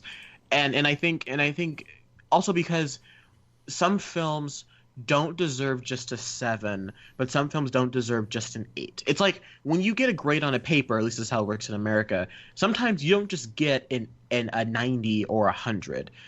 Sometimes you'll get a 92 or a 95. Rotten Tomatoes doesn't just give out 10, 20, 30. They don't give out intervals of 10s. They get specific. And so I think to say, for example, I gave Magnificent 7 like a 7.5 or 7.8, something like that, out of 10. Like it's a matter of, do I think it deserves this or do I think it deserves this? Like some movies I'll give like a 7.8 because I'm like, well, it doesn't deserve 8, but it isn't stuff like a 7.5 either. It's somewhere in between there. Sometimes this get really specific, just because it helps me formulate my thoughts. It's a good system where if you go 9 out of 10, but then you think, but what other movies did I give 9 out of 10, and where does it sit related to them? That's for example, clever, yeah. I'm like, I give Suicide Squad a 4. I'm like, I would, but at the same time, I gave Dawn of Justice a 4, and this is kind of better than Dawn of Justice. I'll go 5. I'll give it like a 5.5, and so that's why I went with Suicide Squad. So it just varies on how I feel at that time, and oftentimes not. That rating will change maybe a degree or two, depending on when I watch on a second viewing. For example, Doctor Strange dropped a degree or so on my second viewing. I kind of want to see Fantastic Beast again just to see if it gets better with the second viewing, and I hope it does because that movie sucks. But what about you guys? Well, what I do is I always start with 5. Is like just if I'm indifferent about something, I'll just start with 5 in the middle. But then often if I like really love something or I really hated something, I'll jump to the far end of the scale. Like if I really love something, I'll start with a 10 and then think, okay, now what didn't I like or what can I nitpick? And then I'll subtract off that. And if I can't think of anything negative or whatever, I'll just go, 10 out of 10. Or likewise, that's why I gave Batman v Superman the worst movie ever. Because I don't know if it's not a 0 out of 10. There is some good stuff in that movie. Yeah, you may not in agree, hindsight, but it probably deserves a 1 out of 10. Maybe for some of Ben Affleck stuff. Oh, thank God. Let's see. What it's November 21st or 22nd, depending on where you live. Movie came out on March 25th. Took you 8 months to finally change that rating. I knew I actually did rewatch it. I rewatched it a couple of days ago. I've had it for ages, but I've never wanted to rewatch it again. But I did the other day. I was like, it's not so bad second time round. Yes, well, I knew it. Well, we had this conversation back in March. I'm like, we'll see if you change your mind eventually. And you eventually did. Okay. But my logic at the time of giving it a 0 was because I was like, we spent the last 2 years leading up to that saying, it's impossible to make this bad because it's Batman and Superman. You're really going to have to try bad to ruin this. Oh, yeah. And they still managed it. So that was my logic for why it's that's why I don't want DC movies to think anymore. I'm kind of done with these movies trying to be smart. Just give me a fun popcorn movie at this rate. That's why I say don't think DC. Just do what the comics do because they know what they're doing and you don't. Yeah, you have a director that can make things look pretty. Just use that, please. Oh, man. All right. How about long you, have we been going for, Bandit? Trilbee? What's your rating system? That's my bad. I go for either, like, if I do it out of 5, I do it from, like, a 0.5 scale. Like, 1, 1.5, 2, 2.5, because then it's basically still out of 10. But as for how I rate films, I try and find a mix of what I consider a quote-unquote objectively good film, which is kind of impossible to find, but I strive for it anyway. Or like how much I just enjoyed it, regardless of whether or not it had a lot of problems. Like if I enjoyed, I can get behind. Like Fantastic Beasts and Where to Find Them, there are quite a few issues with the film narratively and structurally, which we talked about earlier. But I still had a fun time with it, so exactly. I'd recommend it positively. I feel that way about Dark Knight Rises or Man of Steel or Godzilla. I'm like, yeah, it's got problems, but I still really enjoy the heck out of that movie. Those movies, yeah. Like I also try and rate movies based on their genre as well. Like obviously, maybe like a 10 out of 10 horror film doesn't mean it's a 10 out of 10 like with Citizen Kane or The Godfather or anything. Exactly. Yes. Like not all films are created equal. Like for example. I think I gave an 8 out of 10 to an independent horror, like partially found footage film like a year or two ago, because it was made like a tiny budget. It's a download independent film. I'm not going to judge it on the same landscape as, say, I don't know, Kubo and the Two Strings, because they're both completely different.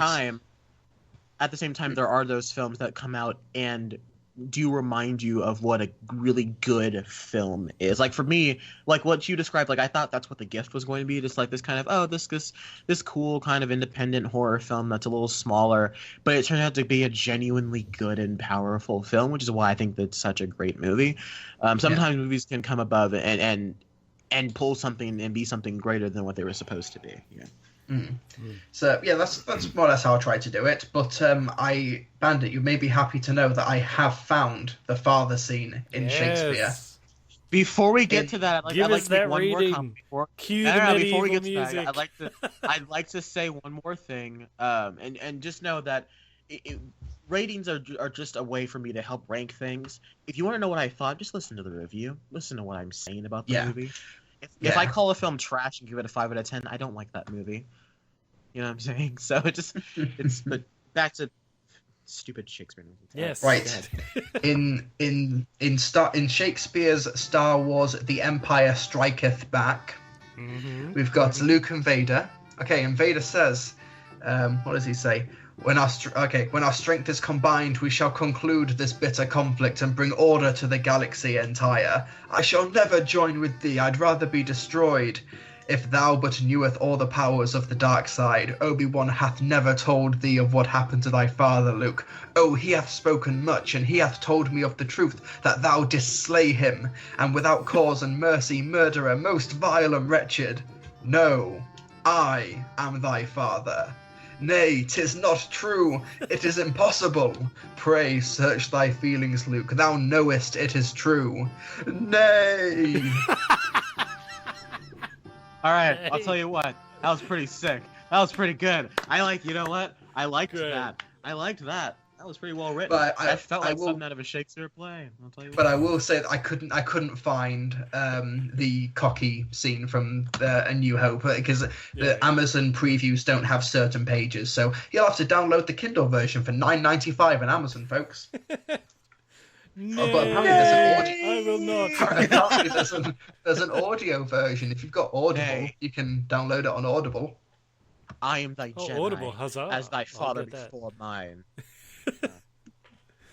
And with that, that's pretty much it for list of questions. There are a couple of other list of questions, but they're ones that we've sort of touched on before, like what House of Hogwarts would you be in? Like we've answered that before. So yeah, that's pretty much. I am Ravenclaw. I'm Slytherin. You're Gryffindor, Trevor. I've already been sorted. I am not a Gryffindor. Really? I thought you Stop picked that. Gryffindor. I'm always. Well, I guess we better a handle the Slytherin. question then. Which are you? I'm definitely a Slytherin. What's going on? What? What's wrong? Come on. I thought you hated Absolutely. Slytherin. No. Slytherins are they're the smartest one there. Slytherins are awesome, dude. Just because they happen to be evil doesn't mean that they're not cool people. That's all I'm saying. So nobody wants to be in Gryffindor. Well, I just don't think I fit the Gryffindor qualities. I'm brave. I'm not like selfless. I'm like, no. If there's like a war happening, I'm getting to the back of the line. You know what I'm saying? I'm not trying to. Plus, do you want to be in the same? Do you really want to be in the same house as Bem? Yeah. Yeah. He probably, he's just... based off him not responding on Twitter, he'd probably never talk to you. That's a little too black for my taste. I can imagine Bem. He just be getting like hundreds and hundreds of letters, magical letters, just flying in, and he's just ignoring all of them. Yeah. An owl flies through. It's like nighttime. An owl flies through and hits him in the face. Like, and I was like, "Oh, sorry, I couldn't see you, hon." All right, that's the last one. I promise. That's good. All right, that's the last one. Okay. And with that, we will close out this episode of the Movie Mania podcast, talking all things Harry Potter. Closing out, we're done with Harry Potter. Harry Potter's finished. Goodbye, Harry Potter. This has been a fun 12 weeks. Bandit, where can people find you? Yes, you can find me thanking Mailus, who sent us this week's podcast logo. This one's fantastic. This one's really amazing. Yes. You guys see this. You guys listening, you can see this on your phones, or if you're watching on YouTube on Trey's channel. We'll talk more about that in a sec. But yes, fantastic, dude. This is so great. You guys look like Disney characters. I look like the villain from Princess and the Frog. I got like this bird on my neck. Yeah. I look really cool. Yeah. You look like you're from Aladdin or something. You know. Joey looks like Joey looks like John Hurt's doctor from the War Doctor. Yeah, I look like John Hurt's doctor in Matt Smith's outfit, and I also look like I've been working for 2 weeks non-stop and haven't slept, which is basically how I look all the time. Yeah. You look like how you look in The Christmas Detective. Is what you look like. You got those 8 chins. Do you wear a bow tie in real life? You seem like the type that might. I've never worn a bow tie in my life. Really? Maybe you should. I wear ties a lot. I love wearing suits. If any of you guys follow me on social media, you know that I love wearing suits. I've worn ties Bandit looks like a Disney cartoon, like a Tom and Jerry cartoon. Yeah, but I love the looming Death Star in the back. He looks more like a fox than a cat, but that's okay. He still looks great. I love it. I really this Mailus or whatever, they did a fantastic job. Because Bandit's holding the guns in the background. He's holding the guns. It looks like I'm being taken hostage, and the look in my eyes say help. This wolf cat has taken me hostage. I'm just over here just like having a good time. Jafar and the wolf cat have taken me hostage. Jafar and the wolf cat. All right. Thank you so much for the design. Since my avatar's like a pussy cat, I'd like to see a logo of Donald Trump grabbing me. That'd be great. So... Oh shit. Oh man, Bandit! I never want to hear you say that word again. What, cat? It just sounds so. It just sounds talking about filthy pussy cats. With an Australian accent. It just sounds so. I thought I grabbed a putty cat. Grab him by the pussy. So if you grab freedom by the pussy, it's great. So if you want to check out. I have seen some memes of like the Statue of Liberty and Donald Trump's like grabbing her. That's pretty cool. But yes, Mailus does have a DeviantArt page if you want to check out some more of his work. I'll link it down in the description below if you guys could check him out. Thanks again for this awesome logo. The people can find me on YouTube, Facebook, and Twitter as Bandit Incorporated, and they can find Trilbee. You can find me listening, reading and performing the complete works of Shakespeare's Star Wars. May the verse be with you. And you can find me on my website at www.trilbee.com, and on my Twitter and my YouTube at Trilbee Reviews, and on my Facebook at Mr. TARDIS Reviews. And Trey, where can people find you? You can find me putting all the memories of Star Wars Shakespeare into my Pontiff in my home before I obliviate the whole thing. And you can also find me on my YouTube channel and my Instagram page and my Twitter, all at Podcast Media. Should we bring up the fact that the podcast is being moved? Yes, I'm doing an overhaul on my channel. So if you're one of the people who likes to listen to our podcast through the video form on YouTube, you'll be able to find it on Trey's channel now, because you'll start uploading it there. Yes. But the audio will still be here on iTunes as per usual. But your channel is Podcast Media, isn't it? Yeah, so I suppose it's only fair enough that we bring it over to my side of the. Yeah, you can still find the podcast weekly. For those of you guys that are like, I don't have an iPhone and SoundCloud's trash, I'm like, well, come over to my side and I have the podcast available for you. And Trey and I often talk Walking Dead and Game of Thrones over on his channel too. So be sure to subscribe to check those out. All posted between my sparring reviews. I to be fair enough, I work on reviews constantly. I just never finish them. I'm just a giant procrastinator. That being said, join us next week. We'll talk whatever we're talking about. Once again, time code's listed below. Rate us on iTunes. Keep us going. See you later, movie maniacs. Hashtag we don't. Hashtag we hate them.